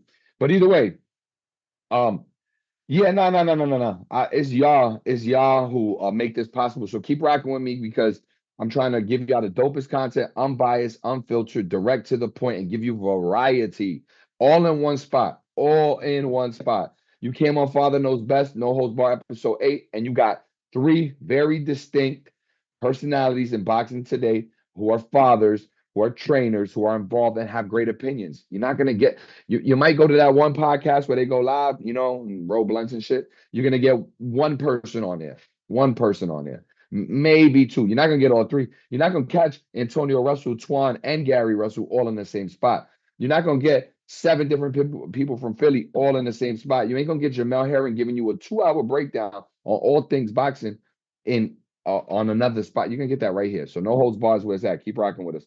I'm just looking in the chats. Raphael 32. So Bill not coming. That's not on me, but I can tell you in 2 seconds if he answers his call, we're reaching him. He did tell us he would be here. I wouldn't tell you that it was a lie. That'd be like fraudulent. He told us he would be here. I got you, baby. I think that's what it was. BT, hit me with the quote in the chat so I don't misquote him. Something like, yeah, I got you. Some I got you. Some I got you. Let's see here. Yo, Los Gambino, as chef, you already know. We in the kitchen cooking. If you hear that anywhere else, they stole it from me. I got you, King. That was the direct quote. I got you, King. He was supposed to be here. He hit us with a I got you, King. Remember that. So we asked. He didn't show up. Weedy. Ain't take no stray. I got love for everybody. I'm just saying, I'm not here to I'm not here to BS. I'm not here, Weedy, to like talk shop. I'm here to get to it, right? We here to bring up the topics and ask the questions and get the answers. Because I was just a boxing fan at one point in my life, and I was screaming, yelling at my screen, yo, ask this. Why you not asking that? How about this question? Yo, get to this. That's what we really want to know. That's who I aim to be for y'all. If somebody sits down with me, I'm showing respect, but we're going to get right to it. We're going to ask the questions the fans want to know the answers to. However they answer is fine with me. I can ask you a question. You can say, I don't got an answer for you. No comment. I might press a little bit. I might not. But either way, I'm going to move on because I'm not here to upset anybody. But I'm going to put the question before you every time. Carl Brown, I respect that, bro. I love Errol Spence. Don't you ever get it twisted. You got a lot. Errol's a stand-up dude. The big fish, baby. I don't got no disrespect for Errol. I'm just a Butt fan. Chicago kills, Butt acting lame. Chicago, good to see you back. I love when you're in here popping your shit. Reggie Zaza, you said it, not me. Reality with Whoop. Nah, thank you, bro. Thank you. Join again. Join again. We called him twice, by the way, and we sent one last text. No response. That's cool though. Just know we did our part, and he committed verbally and didn't do his. So he could have been on here. Maybe y'all hop in his comments and tell him to come on No Holds Barred, the one podcast that will not be biased to him or show him favoritism. We're gonna lay it out, Bill. You serve it up. So let's get you on here. I'm just going through the comments. I want to make sure I address anybody who showed love or who had a question. Let's see. Because if there's nothing else in here, y'all, I'm starving. I've been on with y'all for about 2.5 hours, so I'm gonna definitely get me something to eat. Just want to make sure nothing else is in here. Yeah, definitely a Raising Cane's night for me. Getting late. Yeah. I don't think I see anything in there that's too pertinent. I'm looking at. Yeah, Rafael, there you go. Thank you, Rafael 32. Exactly. I did everything I could do. I did everything we could do. And we got verbal confirmation. But don't you worry, because I got dope shit lined up coming very soon. And that's not me bloviating or me just talking. If you've been following, we're on episode 8 in less than 3 weeks. Look at all the people that have been on No Toe Bar. Where else you gonna get them? Right here. Yeah, probably Michi. Probably that's what it was. Ronald Tejas says, you Caribbeans are taking another L when Benavidez whoops Morel. That sound like a little, I don't know, like some sort of like, what is that, haiku? The haiku? But it was a dope soliloquy, Ronald Tejas. If it happens, it happens. Yo, let me tell you something. I'm Latino, and I respect all black, white, Latino, don't even matter to me. Honestly, I'm from Brooklyn, New York. I'm American. I respect everybody. But one thing is, I don't do the Puerto Rico versus the world shit. Like, no. If a Mexican's the man, then a Mexican's the man. If it's, whatever other country, Dominican, let's get it. Let's get it. We all go up. Mike D, thank you. Let's see here. Yo, Freeze Temp, thank you. Keep rocking. My name is Kevin Garcia. You can find me on Instagram at the Puerto Rican Kid KG. We be up in here cooking. So if you're in the kitchen with us, just know we cooking. Come watch. Freeze Temp, thank you, bro. Thank you. Follow me on Instagram. Look, y'all, I'm gonna say thank you. Appreciate you rocking. We got a lot more going coming up as far as No Holds Bars go, or No Holds Barred goes. Excuse me. That's a tongue twister. On Instagram, I'm at the Puerto Rican Kid KG. I have a dope segment on Instagram called In the Field with KG. Catch up with that. I mean, I got a really, really, really dope piece of content I just put up in Tim Bradley, and that will allow you to link back to FightHype and catch the whole interview that I did with Tim. But yeah, I'm on FightHype. Of course, with No Holds Bar, we have our No Disrespect segment, so check that out. You disagree with me, you agree with me, you just want to come pop some shit with me, you want to chill. No Disrespect is the segment to do that on, so be on the lookout for the next flyer advertising that. This week I'm in Philly at Boots BAM card. I'll give y'all tons of dope coverage. I can't wait to press Eddie to be on No Holds Bar, so we'll see what happens. I've interviewed Eddie Hearn a bunch. I've got good relationships with a lot of people that are really close to him, so we should see Eddie here soon, hopefully. But we'll ask him in person when you coming on. So I'll be in Philly this week covering that. We'll have our guy Ron G in Virginia covering the Keyshawn fight. So you're gonna get hit from both sides, full coverage. Next week I'm in Dallas, Texas. I cannot wait. Jake Paul, Mike Tyson. If nothing else, it'll be a spectacle, and I'll be here to bring y'all everything. And look, everything. We bringing y'all everything. So I'll leave it with this. I'll leave y'all with this. Excuse me. Thank you. Appreciate you. We in the kitchen. We cooking. I'm Kevin Garcia.